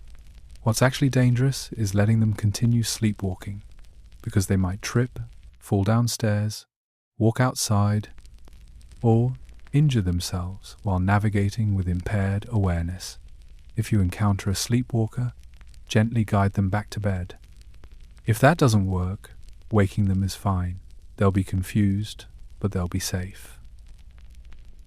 Dreams are another area thick with mythology. The idea that dreams have hidden meanings, that they're messages from your subconscious revealing deep truths about your psyche, is more Freudian fantasy than neuroscience. Modern research suggests dreams are largely your brain processing information, consolidating memories, and working through emotional experiences from waking life. Sometimes dreams reflect your concerns or experiences in obvious ways. Sometimes they're bizarre nonsense resulting from random neural activation during REM sleep. Reading deep symbolic meaning into every dream is like reading tea leaves. It might be entertaining, but it's not revealing objective truth. There's also the persistent belief that dreams occur only in REM sleep. While REM sleep produces the most vivid, narrative-driven dreams that you're likely to remember, dreaming actually occurs in all sleep stages.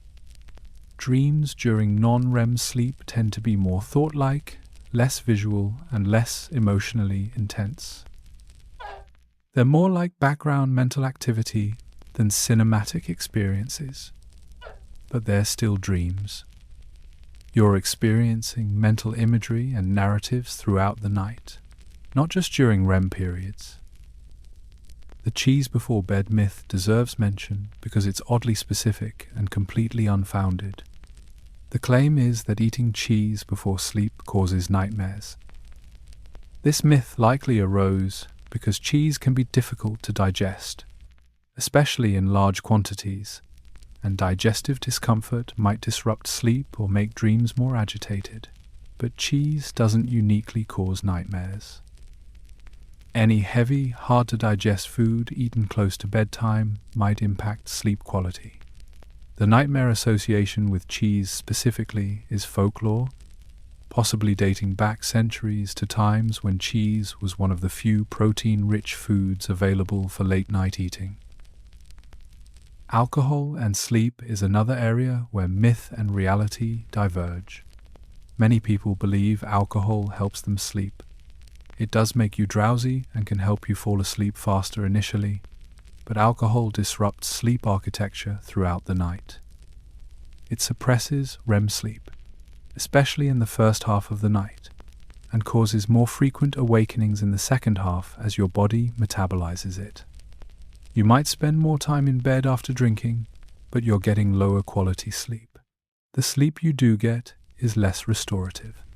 Using alcohol as a sleep aid is trading sleep quantity for sleep quality, and it's a bad trade. There's also confusion about sleep debt. The myth suggests you can catch up on lost sleep by sleeping extra on weekends, fully recovering from weekday sleep deprivation. The reality is more complicated. Yes, sleeping longer can help reduce acute sleep debt from a few nights of short sleep. But chronic sleep restriction, consistently sleeping too little over weeks or months, can't be fully reversed with a couple of long weekend sleeps. Some deficits in cognitive performance and metabolic function persist even after recovery sleep. Consistency matters more than occasional long sleeps. Regular, adequate sleep every night is far more beneficial than a pattern of restriction and recovery. Another myth claims that your brain shuts down during sleep, that you're essentially unconscious and passive. We've already discussed how this isn't true. Your brain remains active, cycling through different stages, processing memories, regulating body functions, and monitoring your environment for threats. Sleep isn't shut down. It's a different mode of operation, one that's essential for cognitive function, emotional regulation, immune system health, and cellular repair. Dismissing sleep as wasted time or unnecessary shutdown fundamentally misunderstands its biological purpose. The idea that older adults need less sleep is another harmful myth. Sleep architecture does change with age. Older people typically spend less time in deep sleep and may wake more frequently during the night, but the need for sleep doesn't decrease significantly. Most older adults still need 7 to 8 hours. The challenge is that age-related changes, medical conditions, medications, and lifestyle factors often make it harder to achieve that sleep. When older people sleep less, it's usually because they can't sleep well, not because they don't need it. The myth that reduced sleep is normal with aging can mask treatable sleep disorders. One more myth worth addressing: the idea that you can train yourself to need less sleep, that sleeping 4 or 5 hours is a skill you can develop. Some rare individuals, probably less than 1% of the population, have genetic variations that allow them to function well on very little sleep. For everyone else, chronic sleep restriction accumulates cognitive and health deficits. You might adapt to feeling tired, mistaking habituation for actual adaptation. But objective measures of performance, reaction time, and decision-making remain impaired. You can't train away your biological need for sleep any more than you can train yourself to need less food or water. These myths persist for the same reasons the spider myth does: repetition, emotional resonance, and the difficulty of personally verifying complex biological phenomena. We're all experts on sleep in the sense that we do it every night, but we're mostly unconscious during the process, which makes it difficult to observe accurately.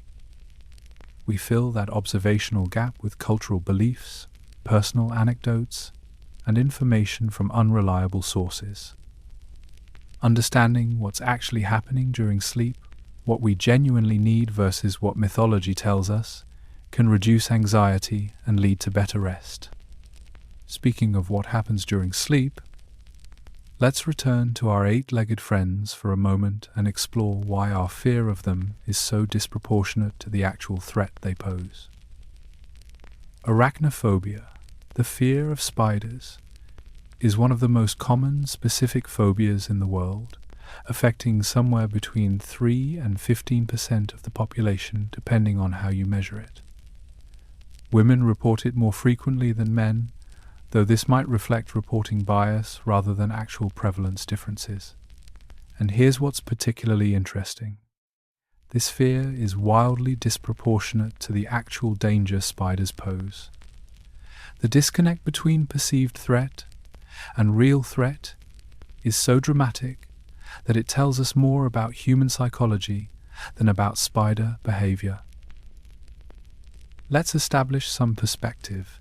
In the United States, spiders kill an average of about 7 people per year, and even that number is probably inflated because many suspected spider-related deaths are difficult to confirm. Compare that to bees, wasps, and hornets, which kill around 60 to 70 people annually. Dogs kill around 30 to 50 people per year. Deer, through vehicle collisions, contribute to around 200 deaths. Even cows kill more people than spiders do. Yet we don't have widespread cow phobia or deer anxiety. We save our fear for spiders, creatures that are statistically less dangerous than your neighbor's friendly golden retriever. So where does this disproportionate fear come from? Evolutionary psychology offers one explanation. The idea is that humans, or our primate ancestors, evolved a predisposition to fear spiders because venomous spiders posed a legitimate threat in our ancestral environment. Early humans who quickly learned to avoid spiders had better survival odds than those who didn't. This prepared learning hypothesis suggests we're biologically primed to develop spider fear more easily than fears of genuinely dangerous modern threats like cars or electrical outlets. There's some evidence supporting this. Studies show that both adults and children can identify spiders more quickly in visual arrays than they can identify other objects. We seem to have a perceptual bias toward detecting spider-like shapes, multiple legs, segmented bodies, certain movement patterns. Infants as young as 6 months show heightened attention to spider images compared to neutral stimuli. This suggests something innate rather than purely learned, though the research is still debated. But evolutionary explanations have limitations. Not all cultures show the same levels of spider fear. Some societies have positive associations with spiders, viewing them as helpful predators or even sacred creatures. If spider fear were purely hardwired, we'd expect it to be universal. The variation across cultures suggests that while we might have a biological preparedness to learn spider fear easily, the actual development and intensity of that fear depends heavily on cultural context and personal experience. The appearance of spiders probably contributes significantly to our unease. They are morphologically unusual compared to most animals we regularly encounter. 8 legs instead of the 4 we see in mammals or the 2 in birds. Multiple eyes arranged in alien patterns. Body plans that don't match our internal templates for what animals should look like. They move in ways that seem mechanical and unpredictable, with sudden stops and starts that trigger our motion detection systems. Their legs bend at joints that don't correspond to our own anatomy, making their movement feel wrong somehow, unsettling in a way that's hard to articulate. This connects to a concept in psychology called the uncanny valley, originally applied to humanoid robots but relevant here. We're disturbed by things that are almost but not quite like familiar categories. Spiders are almost but not quite like insects. They're arthropods, so they share some features with insects, but they're different enough to feel alien. That in-between quality might trigger deeper unease than creatures that are either clearly similar to us or completely different. Spiders occupy an uncomfortable middle ground in our perceptual categorization. Cultural transmission of fear plays a huge role in maintaining spider phobia. Children learn fear responses by observing adults. If a parent reacts with fear and disgust to a spider, shrieking and demanding someone kill it, immediately children absorb that response. They learn that spiders are dangerous and worthy of extreme reactions. This social learning is powerful and can create fear in children who had no prior negative spider experiences. The fear passes from generation to generation, not through genes, but through observation and imitation. Media representation amplifies this cultural transmission. Spiders in movies and television are almost always portrayed as threats. Horror films feature giant spiders, venomous spiders, swarms of spiders, or humans transforming into spider-human hybrids. Even in children's media, spiders are often villains or sources of fear. Positive spider characters exist but are outnumbered by scary ones. When your cultural exposure to spiders emphasizes threat and danger, it's no surprise that fear develops and persists. There's also a disconnect between danger and fear that's worth exploring. Rational fear should be proportional to actual risk. We should be more afraid of things that are likely to harm us and less afraid of things that pose minimal threat. But human fear doesn't work that way. We're not afraid of statistically dangerous things, like car accidents, heart disease, or falls from ladders, things that kill thousands of people annually. Instead, we're afraid of statistically rare threats like shark attacks, plane crashes, and yes, spider encounters. Our fear circuits evolved in an environment very different from the modern world, and they haven't fully adapted. Spiders also suffer from a lack of familiarity that breeds fear. Most people don't regularly interact with spiders. They see them occasionally, usually in contexts where the spider is unwelcome, in the bathroom, in the bedroom, in the kitchen. These encounters are brief and often end with the spider being killed or removed. We don't spend time observing spider behavior the way we might watch birds at a feeder or squirrels in a park. We don't develop familiarity that might reduce fear. The spider remains an unknown, and humans fear the unknown. Interestingly, people who study spiders or work with them regularly often develop appreciation rather than fear. Exposure therapy, where phobic individuals gradually increase their contact with spiders in controlled settings, is highly effective at reducing spider fear. This suggests the fear isn't immutable. It can be unlearned through experience, knowledge, and repeated safe exposure. The more you understand spiders, the less frightening they become. Knowledge replaces fear. Understanding replaces disgust. Part of what makes spiders frightening is their perceived unpredictability. They appear suddenly, move quickly in unexpected directions, and then disappear just as fast. You're sitting on the couch and notice movement on the wall. Spider. Your heart rate spikes. You look away for a second to grab something to catch it with, and when you look back, it's gone. Where did it go? That uncertainty is deeply unsettling. The spider could be anywhere now, possibly closer to you.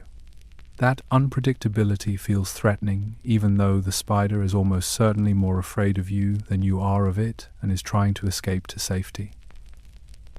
There's also the venom factor. Many people fear spiders because spiders are venomous. This is true. Virtually all spiders produce venom, which they use to immobilize prey. But venom designed to kill flies isn't designed to harm humans. The vast majority of spider species have venom that's medically insignificant to people. It might cause localized pain and swelling at worst, no different from a bee sting. Only a handful of species worldwide have venom that can cause serious medical issues in humans, and even those species bite rarely and reluctantly. The spider myth we've been discussing throughout this video exploits this existing cultural fear. It takes our baseline discomfort with spiders and amplifies it by placing them in a context of maximum vulnerability, nighttime, sleep, our own mouths.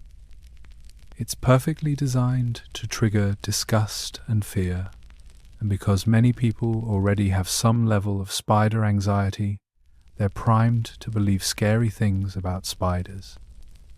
The myth confirms existing fears rather than challenging them, which makes it easy to accept and difficult to dislodge. But here's the paradox. Spiders are actually beneficial to humans. They're voracious predators of insects, many of which are genuinely problematic. Mosquitoes, which carry diseases that kill hundreds of thousands of people annually, are spider prey. So are flies, which spread pathogens. Agricultural pests that damage crops are controlled partially by spider populations. A world without spiders would be overrun with insects in ways that would dramatically impact human food supplies and disease transmission.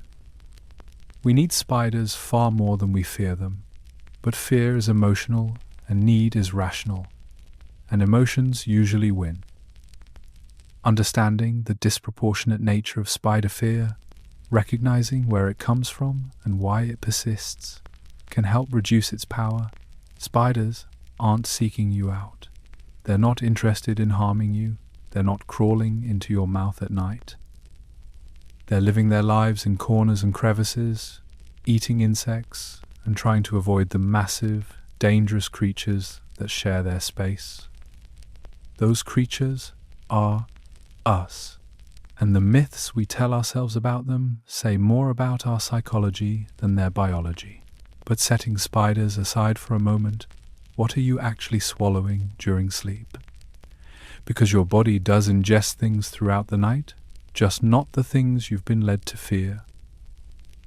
You're not swallowing spiders during sleep, but you are swallowing something. Quite a lot of something, actually. Your body produces saliva continuously, even while you're unconscious, and that saliva needs to go somewhere. Throughout the night, you're swallowing your own saliva in an automatic process you're completely unaware of. It's perfectly normal, perfectly harmless, and it happens to everyone. Let's talk about what's actually going into your body during those 8 hours of rest. Start with saliva itself. Your salivary glands produce between 0.5 liter and 1.5 liters of saliva per day, depending on various factors, including hydration, diet, medications, and individual variation. That's roughly 2 to 6 cups of fluid. Production doesn't stop when you fall asleep, though it does slow down significantly. During sleep, saliva production drops to about 10% of daytime levels. But over 7 or 8 hours, that still adds up to a substantial volume of fluid that your body needs to manage.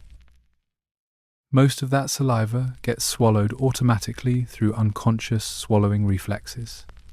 You swallow saliva during sleep roughly once every few minutes, though the frequency varies between sleep stages and between individuals. This happens without any conscious awareness. Your brainstem detects saliva accumulation in your mouth and throat, and it triggers the swallowing reflex automatically. It's similar to breathing, a vital function that continues whether you're paying attention or not. What's in that saliva you're swallowing? It's not just water, though water is the primary component, making up about 99% of saliva by volume. The remaining 1% contains a complex mixture of electrolytes, enzymes, antibacterial compounds, mucus, and various proteins. This mixture serves multiple purposes. It begins the digestion of carbohydrates through the enzyme amylase. It protects your teeth from decay. It maintains the pH balance in your mouth.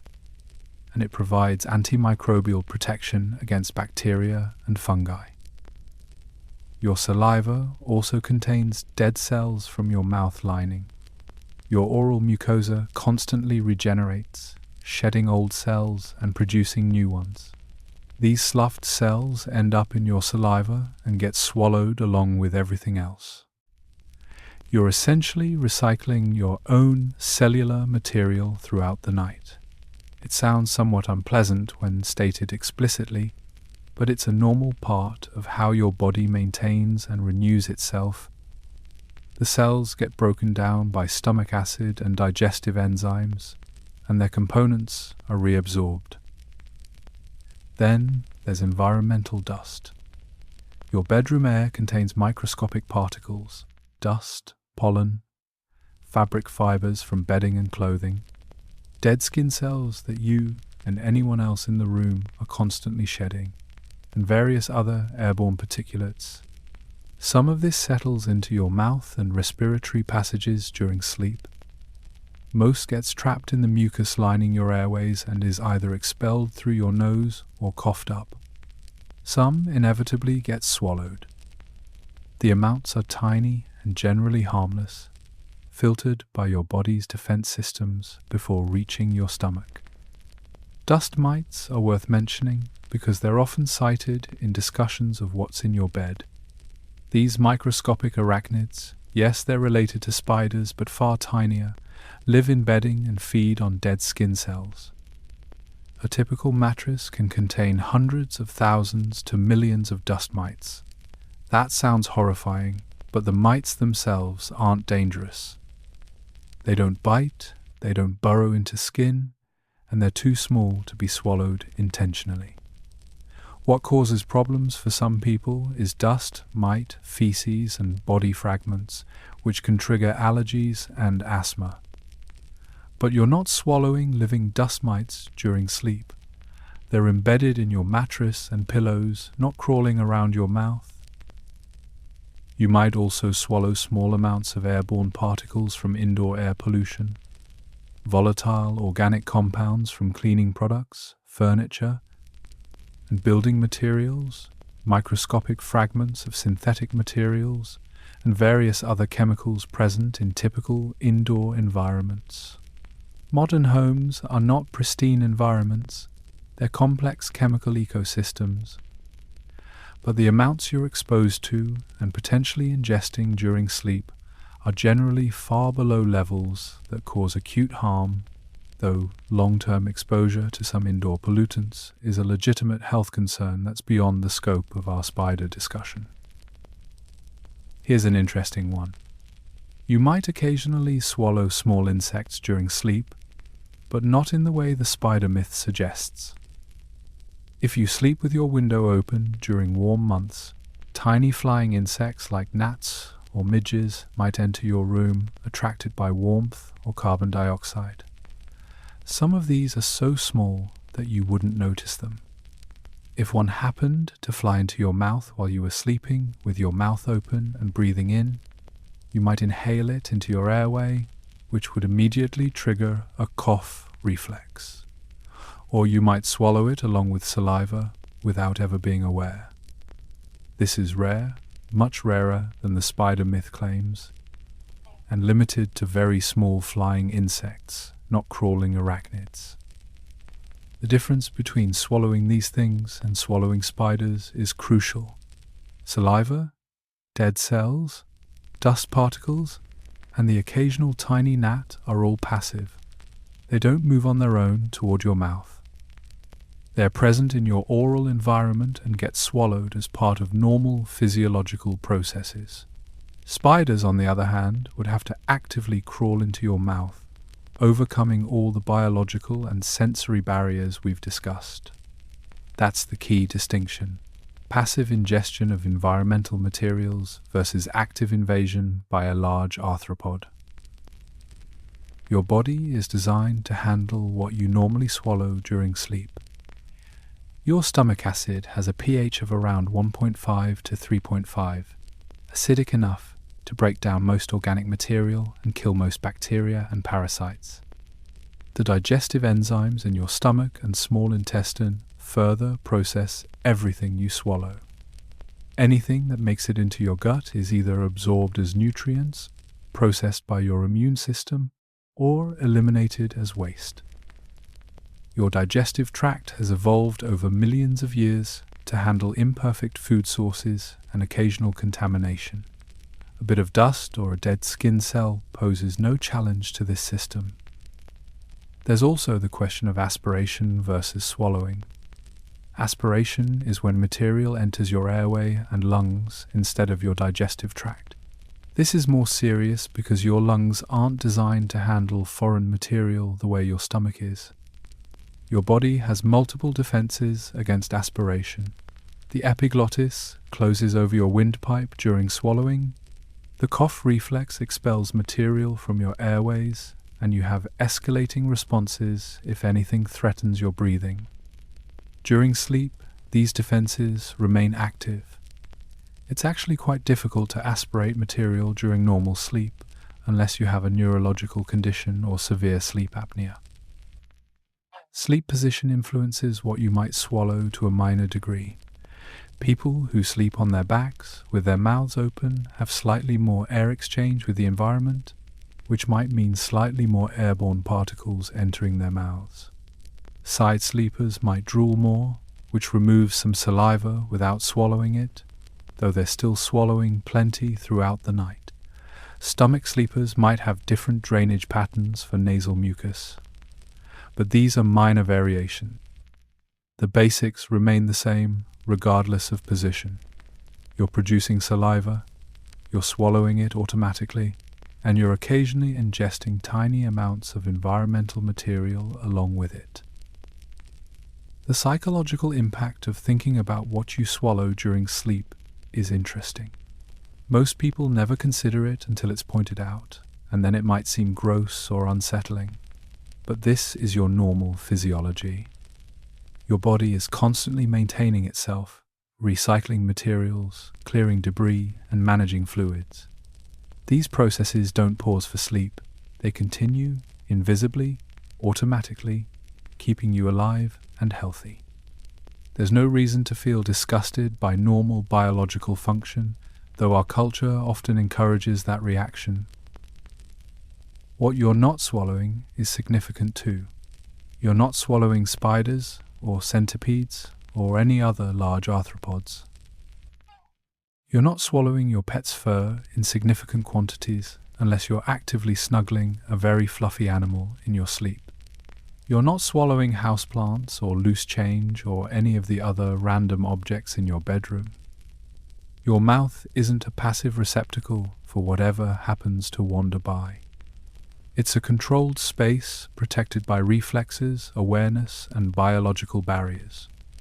So yes, you swallow things during sleep, but they're exactly the things your body expects and is designed to handle. Nothing scary, nothing unusual, nothing that should keep you awake at night worrying. And speaking of what should or shouldn't keep you awake, let's talk about the defenses your body maintains while you're unconscious, because they're far more sophisticated than you might realize. Your body doesn't power down when you fall asleep. It shifts into a different operational mode, one that's focused on restoration, memory consolidation, and cellular repair. But it never stops monitoring for threats. Even in the deepest sleep, protective systems remain active, ready to respond to danger. These nighttime defenses are why the spider myth is not just unlikely but physiologically implausible. Let's explore the sophisticated security systems your body maintains while your conscious mind is offline. Start with the autonomic nervous system, the part of your nervous system that operates without conscious control. This system has two main branches: the sympathetic nervous system, which handles fight or flight responses, and the parasympathetic nervous system, which manages rest and digest functions. During sleep, the parasympathetic system is dominant, promoting relaxation and restoration. But the sympathetic system doesn't disappear. It remains on standby, ready to activate instantly if something threatens your safety. This is why you can wake suddenly from deep sleep if you hear a loud crash or smell smoke. Your brain continuously monitors sensory input even when you're unconscious. It filters out familiar, non-threatening stimuli, the hum of your refrigerator, the sound of wind outside, the feeling of your blanket against your skin. But it remains alert for anomalies, for unexpected sounds, smells, or sensations that might indicate danger.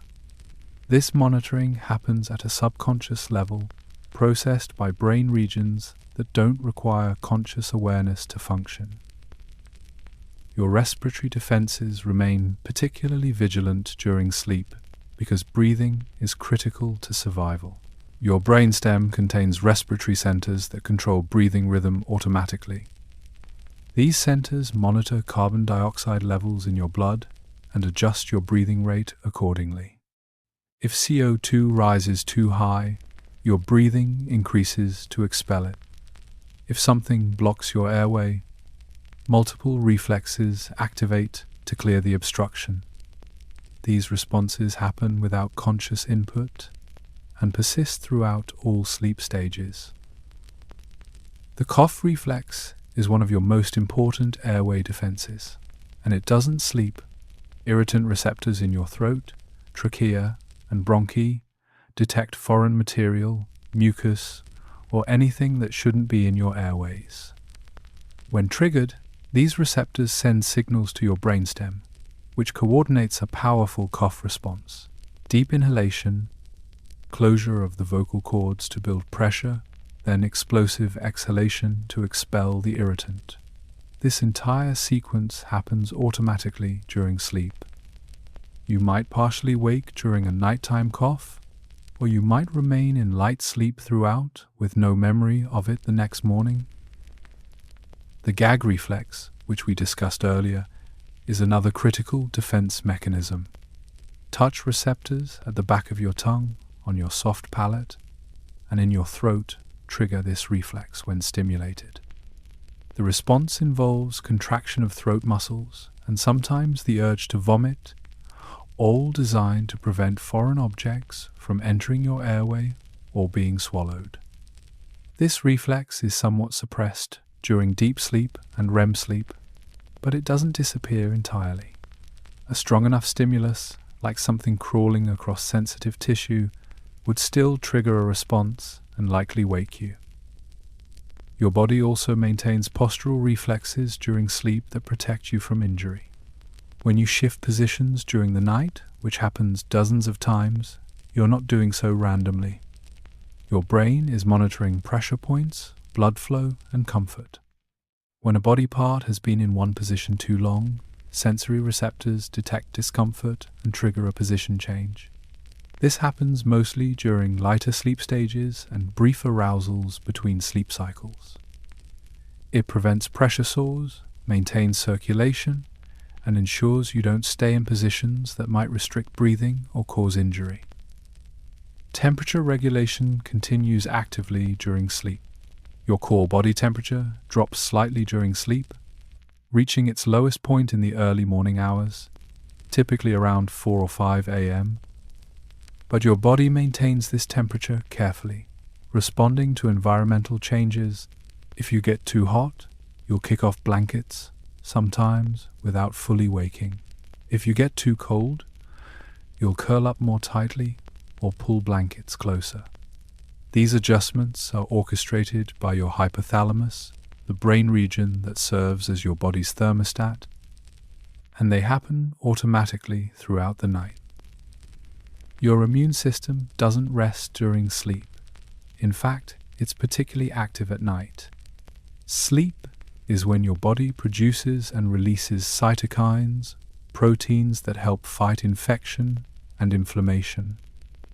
Your white blood cell count increases during sleep, and immune cells circulate more actively through your tissues.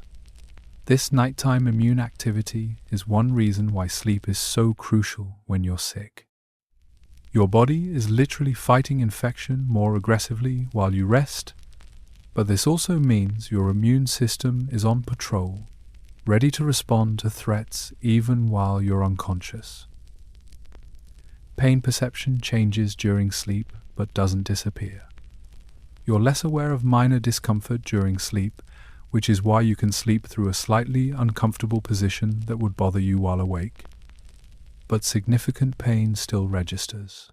If you develop a severe headache, abdominal pain, or other acute discomfort during sleep, it will wake you. Your brain is constantly assessing sensory input and deciding what requires conscious attention. Serious problems get through the filter. Minor issues get ignored until morning. The startle response is another protective mechanism that remains active. Sudden, loud noises, unexpected touch, or rapid movement near your face can trigger an immediate arousal response, bringing you from sleep to wakefulness in seconds. This involves activation of the sympathetic nervous system, increased heart rate, rapid eye opening, and defensive movements. It's the same response that makes you jump when someone surprises you while you're awake, and it persists during sleep because threats don't announce themselves politely. Your body also maintains cardiovascular reflexes during sleep. Your blood pressure drops during sleep, and your heart rate slows, especially during deep sleep. But your cardiovascular system remains responsive to demand. If you have a nightmare that triggers emotional arousal, your heart rate and blood pressure increase accordingly. If you shift positions and need to adjust blood flow, your cardiovascular system responds. These adjustments are automatic, controlled by the autonomic nervous system, and they ensure adequate blood flow to all tissues throughout the night. Interestingly, your sense of balance and spatial awareness persists during sleep to some degree. This is why most people don't roll out of bed during the night, even if they shift positions dozens of times. Your brain maintains some awareness of your body's position relative to your environment. If you start moving toward the edge of the bed, you usually stop or shift direction before actually falling. This isn't a conscious decision. It's an automatic protective response that keeps you safe while you're sleeping. Even your eyes maintain some protective reflexes during sleep. Your eyelids close during sleep, obviously, protecting your eyes from dust and debris. If something touches your closed eyelid, you'll usually shift your head or bring your hand up to brush it away, sometimes without waking. Your tear production continues during sleep at reduced levels, keeping your eyes moist and protected. And during REM sleep, when your eyes move rapidly beneath closed lids, they're still protected by the same reflexes that would cause you to blink or close your eyes if threatened while awake. All of these defense systems work together to create multiple layers of protection. For a spider to be swallowed during sleep, it would need to bypass environmental deterrents like CO2 and vibration detection, navigate past protective reflexes like the gag and cough responses, avoid triggering arousal responses from touch and movement, and somehow be passively swallowed despite being a large, moving object that doesn't trigger any of the body's many alarm systems. The scenario requires a series of failures in systems that are specifically designed not to fail. Your bedroom, despite what anxiety might tell you, is already a controlled environment that you've made safe. You've chosen appropriate temperature, eliminated most threats, created comfortable sleeping conditions, and your body maintains vigilance throughout the night to handle anything unexpected. The combination of environmental control and biological defenses means you're protected far better than the spider myth suggests. But with all this protection in place, what's the final verdict on spiders and sleep? Let's bring all these threads together and look at the bigger picture. After spending all this time examining why you're not swallowing spiders in your sleep, it's worth stepping back and asking a different question. What are spiders actually doing for you? Because the truth is, those 8-legged housemates you might occasionally encounter are providing valuable services, working night shifts as unpaid pest control in corners and crevices you rarely think about. Understanding their role might change how you feel about sharing your space with them. Let's start with what spiders eat. They're obligate carnivores, meaning they eat only other animals, specifically invertebrates. The typical house spider's diet consists of flies, mosquitoes, moths, beetles, ants, and other small insects. These aren't random prey choices.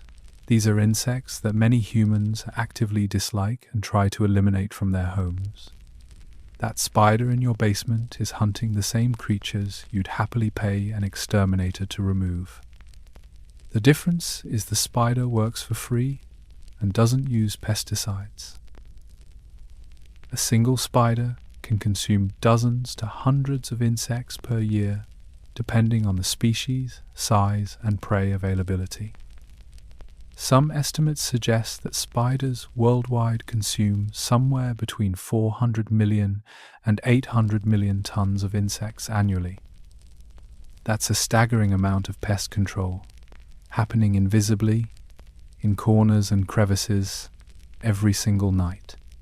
In your home, that translates to fewer flies buzzing around your kitchen, fewer mosquitoes seeking blood meals, fewer moths eating holes in your clothes, and fewer ants finding their way to food sources. Mosquitoes deserve special mention here because they're not just annoying. They're the deadliest animals to humans on the planet, responsible for transmitting diseases like malaria, dengue, fever, Zika virus, and West Nile virus. Mosquitoes kill hundreds of thousands of people every year through disease transmission. Spiders eat mosquitoes. Every mosquito caught in a web or hunted by a wolf spider is one less potential disease vector. Spiders are literally protecting human health by eliminating mosquitoes from indoor environments where we spend most of our time. Flies are another target of spider predation. Houseflies, fruit flies, and other fly species can carry bacteria and pathogens on their bodies and in their digestive systems. They land on garbage, animal waste, and decaying organic matter, then land on your food or kitchen surfaces, potentially transferring harmful microorganisms. They're vectors for food poisoning and various intestinal diseases. Spiders catch flies in webs or hunt them actively, reducing fly populations and the health risks they pose. That cobweb in your window isn't just dust and debris, it's a trap that's catching flies before they reach your living space. Moths might seem harmless, but some species are significant pests. Clothes moths and pantry moths damage stored goods, eating holes in wool fabrics, carpets, and dry food products. A spider in your closet or pantry is helping protect your belongings from moth damage. Web-building spiders are particularly effective at catching flying insects like moths because the moths are attracted to windows and corners where spiders often build their webs. It's an efficient system. The moth goes toward light, encounters web, becomes spider food, and your sweaters remain intact. The ecological role of spiders extends beyond just indoor pest control. Spiders are a critical part of food webs everywhere. They're predators of insects, which keeps insect populations in check. They're also prey for many other animals, including birds, lizards, small mammals, and other spiders. This makes them an important middle link in ecological chains, converting insect biomass into food for larger predators. In agricultural settings, spiders provide natural pest control that reduces the need for chemical pesticides. They eat aphids, caterpillars, beetles, and other insects that damage crops. Spider silk is one of nature's most remarkable materials, and we're only beginning to understand its full potential. Spider silk is stronger than steel by weight, more elastic than rubber, and biodegradable. Different spider species produce different types of silk for different purposes. Structural silk for web frames, sticky silk for capturing prey, dragline silk for safety lines, and wrapping silk for immobilizing caught insects. Researchers are studying spider silk for potential applications in medicine, including artificial tendons, ligaments, and surgical sutures. The spider webs you see in corners represent nanotechnology that engineers are still trying to replicate. Spiders also serve as indicators of environmental health. Spider populations respond quickly to environmental changes, making them useful for monitoring ecosystem health and the effects of pollution or habitat destruction. A diverse spider community in an area suggests a healthy, functioning ecosystem with adequate prey populations and suitable habitat. The presence of spiders in your home, while sometimes unwelcome, actually indicates a relatively healthy indoor environment with the biodiversity needed to support predator populations. Now, this doesn't mean you need to love spiders or keep every spider you find in your house. It's your space, and you get to decide who shares it. But it does mean that killing every spider on sight might not be the best strategy. If you see a spider, you have options beyond immediate execution. You can leave it alone, especially if it's in an out-of-the-way location where it's not bothering anyone. You can catch and release it outside, though be aware that indoor species often don't survive well outdoors, and outdoor species brought inside are just going to try to get back outside anyway. The catch and release method is straightforward if you're not too squeamish. Use a clear glass or jar to trap the spider against a wall or floor. Slide a piece of paper or thin cardboard under the opening to seal it. Then transport the spider outside and release it away from your house.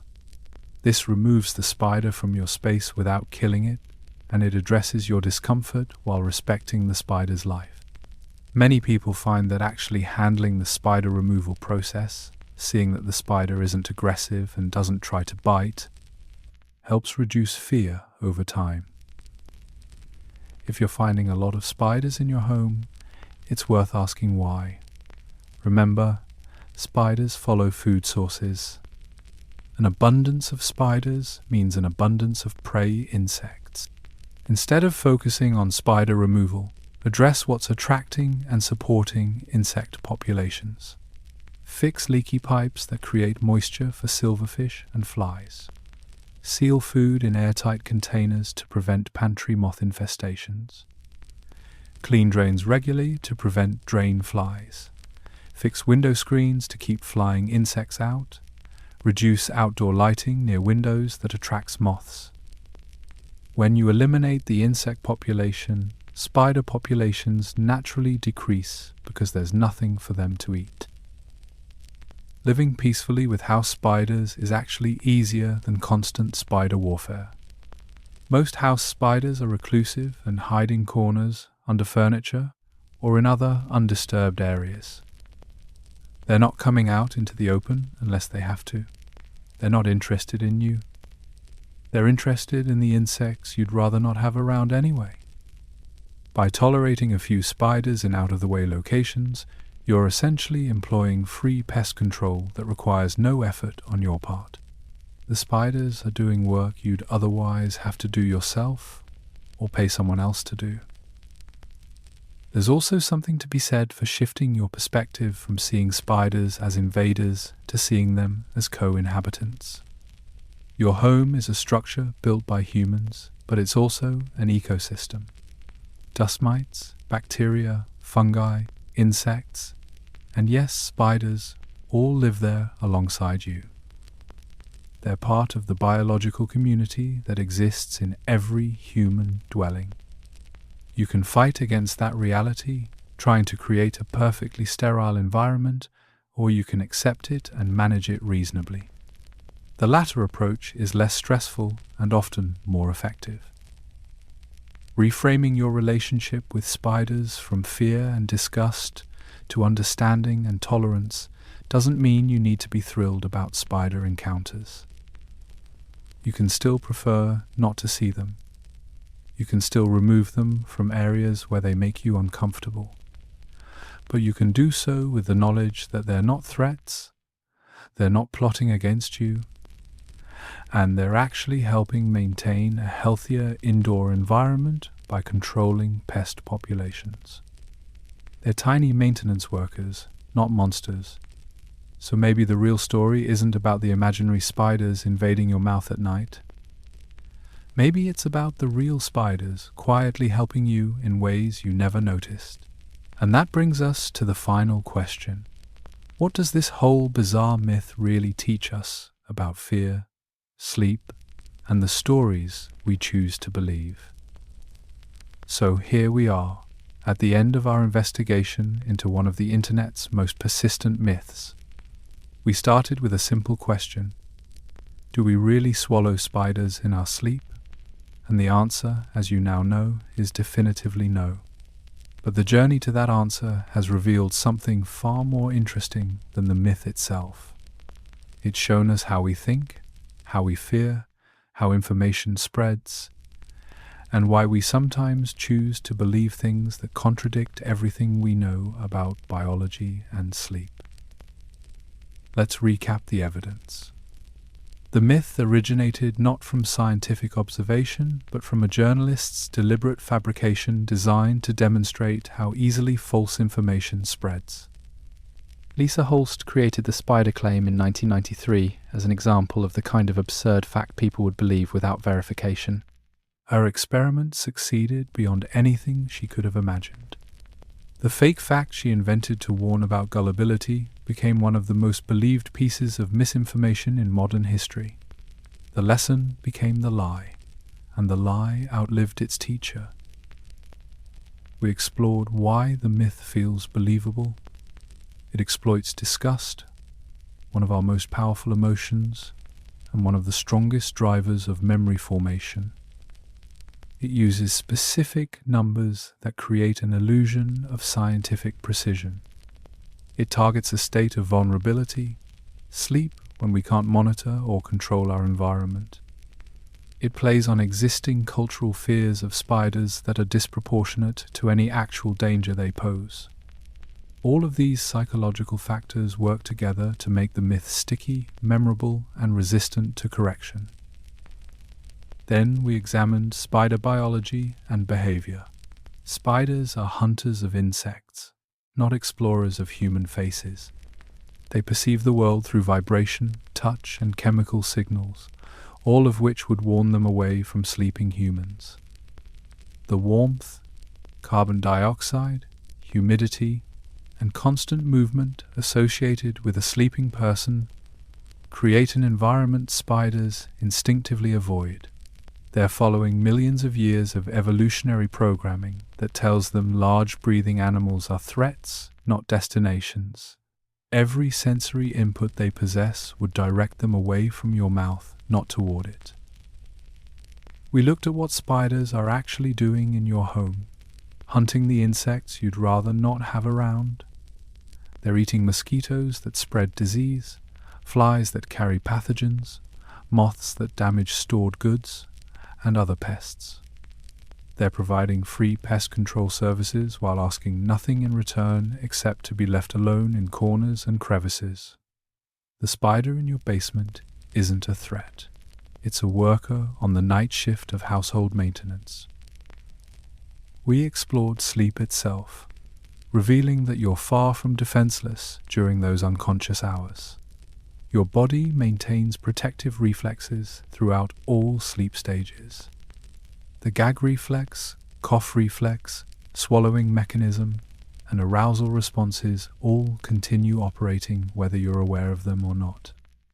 Your brain monitors your environment constantly, filtering familiar sensations while remaining alert for genuine threats. You're not a passive body waiting to be invaded. You're an active biological system, maintaining vigilance even when conscious awareness is minimal.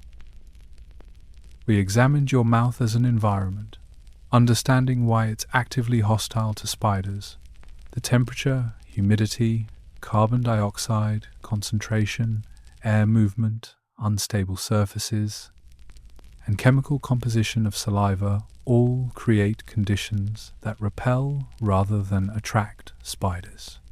From a spider's perspective, your mouth isn't an appealing cave to explore. It's a danger zone, screaming warnings through every sensory channel they possess. They wouldn't enter voluntarily any more than you'd voluntarily walk into a furnace. We discussed how misinformation survives in the digital age. The continued influence effect means debunking often spreads the myth as much as it corrects it. The illusion of consensus created by repeated online mentions makes false claims seem established and credible. Algorithms amplify engagement over accuracy. Social trust mechanisms designed for small communities fail at internet scale, and our brains, evolved for a very different information environment, struggle to separate truth from fiction when both arrive through the same digital channels. We looked at other sleep myths, understanding that the spider claim is just one example of widespread misunderstanding about what happens during sleep. The 8-hour rule, the dangers of waking sleepwalkers, the meanings of dreams, the effects of alcohol on sleep, all areas where cultural beliefs diverge from scientific evidence. We carry so many incorrect assumptions about sleep, that state we experience every night of our lives, because sleep itself is difficult to observe and study without specialized equipment. We explored why we fear spiders so disproportionately to the actual threat they pose. Evolutionary preparedness, cultural transmission, media representation, morphological unfamiliarity, and lack of positive experiences all contribute to widespread arachnophobia. But we also saw that this fear can be reduced through exposure, education, and understanding. Knowledge replaces fear when we give it the chance. The more you understand spiders, the less frightening they become. And we discovered what you're actually swallowing during sleep. Saliva, primarily, along with small amounts of environmental dust, dead cells from your mouth lining, and occasionally tiny airborne particles. Nothing scary, nothing unusual, nothing your body isn't designed to handle. Your digestive system processes these materials automatically, breaking them down or eliminating them without any conscious involvement required. It's normal physiology, not a horror story. So what's the real lesson here? It's not just that you don't swallow spiders, though that's certainly good to know. The deeper lesson is about how we evaluate information, how we manage fear, and how we think about the biological processes that keep us alive. We're often our own worst enemies when it comes to sleep anxiety. We tell ourselves scary stories about what might happen in the dark, and those stories can become more real to us than actual biology. We let disgust and fear override reason and evidence. The spider myth persists because it confirms existing fears rather than challenging them. It's easier to believe something that aligns with what we already suspect might be true. Debunking requires more cognitive effort than believing. You have to evaluate evidence, consider sources, weigh probabilities, and potentially admit you were wrong. Belief just requires acceptance.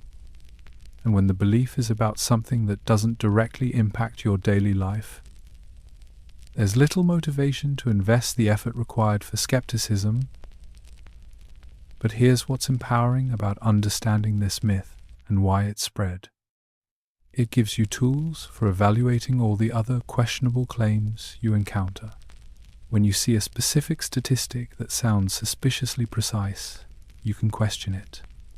When you encounter information that triggers strong emotions, you can recognize that emotional charge might be making the claim stickier than it deserves. When everyone seems to believe something, you can ask whether that consensus is based on verification or just repetition. Critical thinking isn't about being cynical. It's about being curious enough to dig deeper. The spider myth also teaches us something about sleep anxiety. Many people worry about things that might happen while they're sleeping. Intruders, fires, medical emergencies, and yes, spiders crawling on them. Some of these concerns are reasonable and worth addressing with smoke detectors, locked doors, or medical monitoring. But many are exaggerated or completely unfounded. Your body is more capable and more protected during sleep than you give it credit for. Understanding your nighttime defenses can help you sleep more peacefully, knowing that you're not as vulnerable as fear suggests. Learning to question viral claims, understanding the psychology of belief, and recognizing when fear is disproportionate to actual risk are all skills that extend beyond this one myth. They apply to health information, political claims, product marketing, and countless other areas where someone is trying to convince you of something. The tools you use to debunk the spider myth are the same tools you can use to evaluate any questionable claim. Evidence matters more than repetition. Source credibility matters more than emotional impact. Scientific consensus matters more than individual anecdotes. So tonight, when you close your eyes and drift towards sleep, you can do so knowing the spiders are exactly where they should be.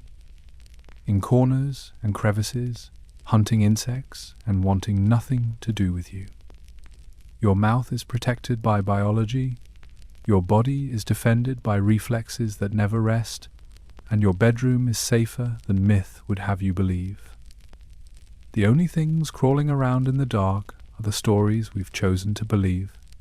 And now, you know better. Sweet dreams, and rest easy knowing that science, not folklore, is the best guide to what really happens while you sleep. So we've come full circle, back to that unsettling question we started with. Do we really swallow 8 spiders in our sleep? And now you know the answer isn't just no. It's emphatically, biologically, demonstrably no. But more than that, you understand why the myth exists, how it spreads, and what it reveals about human psychology, information sharing, and the stories we tell ourselves about vulnerability and sleep. This journey wasn't really about spiders at all. It was about fear, belief, and the remarkable biology that protects you every single night. Think about where we started. A specific claim, 8 spiders per year, that sounded scientific enough to be believable. A number that felt researched and authoritative. A scenario that triggered disgust and tapped into primal fears about nighttime vulnerability. We carried that claim through 15 chapters of investigation, examining it from every angle. Its origin as a deliberate hoax, the psychology that makes it sticky, the spider behavior that makes it impossible, the sleep physiology that would prevent it, and the broader context of misinformation in the digital age. What we discovered is that your body is far more sophisticated than any myth gives it credit for. While you sleep, you're not helpless. You're not passive. You're an active biological system cycling through precisely controlled stages of rest, maintaining protective reflexes, monitoring your environment for threats, and responding appropriately to anything that requires attention. Your gag reflex doesn't clock out. Your cough response doesn't take breaks. Your arousal systems remain vigilant. You're protected by millions of years of evolution that designed sleep as a restorative process, not a dangerous vulnerability. We learned that spiders, those 8-legged creatures at the center of this myth, are nothing like their folklore portrayal. They're not aggressive invaders seeking human contact. They're shy, reclusive hunters focused entirely on insects. Every sensory input they possess tells them to avoid large mammals like us. The warmth, carbon dioxide, vibration, and movement associated with sleeping humans create an environment spiders perceive as dangerous, not appealing. They're not crawling toward your mouth. They're actively moving away from you, trying to find quiet corners where they can hunt in peace. The myth persists not because it's true, but because it's perfectly designed to exploit how human minds work. Disgust creates strong memories. Specificity creates false authority. Repetition creates familiarity, and familiarity breeds credibility. The internet preserves and amplifies misinformation in ways that would have been impossible before the digital age. And our social trust mechanisms evolved for small communities where you knew your information sources personally, fail at internet scale, where claims travel through countless anonymous hands before reaching you. But understanding why we believe false things gives us power over those beliefs. When you recognize the psychological tricks that make myths sticky, you can resist them. When you understand the difference between emotional impact and factual accuracy, you can evaluate claims more critically. When you know that repetition doesn't equal truth, you can question consensus. These are skills that extend far beyond debunking spider myths. They're tools for navigating a world where information, both true and false, arrives constantly from countless sources. The spider myth also taught us something important about sleep anxiety. Many of us carry unnecessary fears about what might happen during those vulnerable nighttime hours. We worry about things that are statistically improbable or biologically impossible. We let myths and folklore create stress that actually impairs the sleep we're trying to protect. Understanding what's really happening during sleep, what your body is actually doing, and how well it's protecting you, can reduce that anxiety. Knowledge isn't just power. Sometimes it's peace of mind.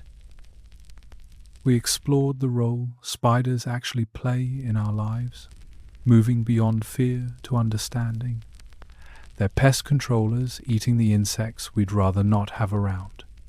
They're ecological indicators reflecting environmental health. They're producers of one of nature's most remarkable materials. They're not enemies or invaders. They're co-inhabitants of our spaces, playing important roles in the ecosystems that exist even in our carefully controlled homes. Shifting from fear to tolerance, from disgust to appreciation, doesn't require loving spiders. It just requires understanding them. The journey through this myth revealed layers of human nature, our attraction to disgusting facts, our tendency to trust repeated information, our vulnerability to specific numbers and precise claims, our difficulty distinguishing reliable sources from unreliable ones, our preference for confirming existing beliefs rather than challenging them, our susceptibility to emotional manipulation. These aren't character flaws. They're features of how human cognition works, evolved for different challenges than evaluating internet claims. But recognizing these patterns helps us work around their limitation. What you swallow during sleep, saliva primarily, is far less interesting than what you don't swallow. Spiders, anxiety, and false information if you choose not to. Your nightly rest doesn't need to be complicated by myths about nocturnal invasions. You produce saliva, you swallow it automatically, you breathe steadily, you shift positions occasionally, and your body maintains all the systems necessary for life and protection. That's it. No drama, no danger, no eight-legged intruders. Just normal human physiology doing exactly what it evolved to do. The real story of sleep is far more fascinating than any myth. Your brain cycles through stages that consolidate memories, process emotions, and restore cognitive function. Your immune system ramps up production of infection-fighting cells. Your muscles repair microdamage from daily activity. Your cardiovascular system gets a rest period with reduced heart rate and blood pressure. Your endocrine system releases growth hormone for tissue repair. All of this happens automatically, orchestrated by biological systems refined over millions of years of evolution. That's the actual nighttime story, and it's remarkable. So what should you take away from this deep dive into a single, persistent myth? First, that critical thinking matters. Question specific claims, especially ones that trigger strong emotions. Check sources before sharing information. Recognize that repetition doesn't equal truth. Second, that understanding biology reduces fear. The more you know about how your body works, the less frightening normal physiological processes become. Third, that sleep is both more vulnerable and more protected than you might think. Vulnerable in that you're unconscious and can't consciously monitor threats. Protected in that your body maintains sophisticated defense systems throughout the night. And, maybe most importantly, that the stories we tell ourselves about sleep matter. If you believe your bedroom is full of dangers, that belief creates anxiety that impairs sleep quality. If you understand that your space is reasonably safe and your body is well protected, that understanding promotes the relaxation necessary for good rest. Your beliefs about sleep affect your actual sleep. Myths aren't just wrong, they're actively harmful to the rest you need. Lisa Holst created the spider myth to teach a lesson about gullibility and the spread of misinformation. Her experiment succeeded in ways she never intended. The lesson became the lie, and the lie achieved immortality. But maybe there's still value in what she was trying to do. Maybe the myth's persistence and our investigation of it tonight can teach us to be more skeptical, more thoughtful, and more careful about what we believe and share. Maybe next time you encounter a claim that sounds specific, disgusting, and widely believed, you'll pause and think, is this another spider myth? Who benefits from me believing this? What's the actual evidence? Tonight, when you settle into bed, maybe you'll think differently about the darkness and the quiet, not as a time of vulnerability when anything might happen, but as a time when your body does its most important restorative work, protected by systems that never rest. The spiders in your home, if there are any, are in corners hunting insects. Your mouth is protected by reflexes and biology. Your sleep is guarded by vigilant systems that monitor without your awareness. You're safer than myth suggests and more remarkable than you probably realize. So, here's my challenge to you. Share accurate information, not viral myths. When someone mentions the spider claim, you now have the knowledge to gently correct it. Don't just say it's false. Explain why. Tell them about Lisa Holst and her experiment. Describe spider behavior and sleep physiology. Turn a moment of misinformation correction into an opportunity for teaching critical thinking. Be the person who breaks the chain of myth transmission, who replaces fear with understanding, who chooses evidence over folklore. And while you're at it, examine the other beliefs you hold about sleep, health, and your body. How many of them are based on actual evidence versus things you've heard repeated so often they feel true? What other myths are you carrying that might be creating unnecessary anxiety or leading to poor decision? Use the tools we've developed tonight to evaluate those beliefs. Your well-being might depend on separating fact from fiction in areas that matter much more than whether spiders visit your mouth at night. Before we close, take a moment to like this video if you found it helpful, but only if you genuinely did. Subscribe to the channel if you want more explorations of biology, sleep science, and the myths we tell ourselves about how our bodies work. And leave a comment telling me, what other sleep myths would you like to see investigated? What keeps you awake at night, whether it's a genuine concern or an irrational fear? What questions do you have about what happens during those mysterious hours when consciousness fades? Your curiosity drives these deep dives, and I'm always looking for the next rabbit hole to explore. So tonight, rest easy. The spiders are where they belong.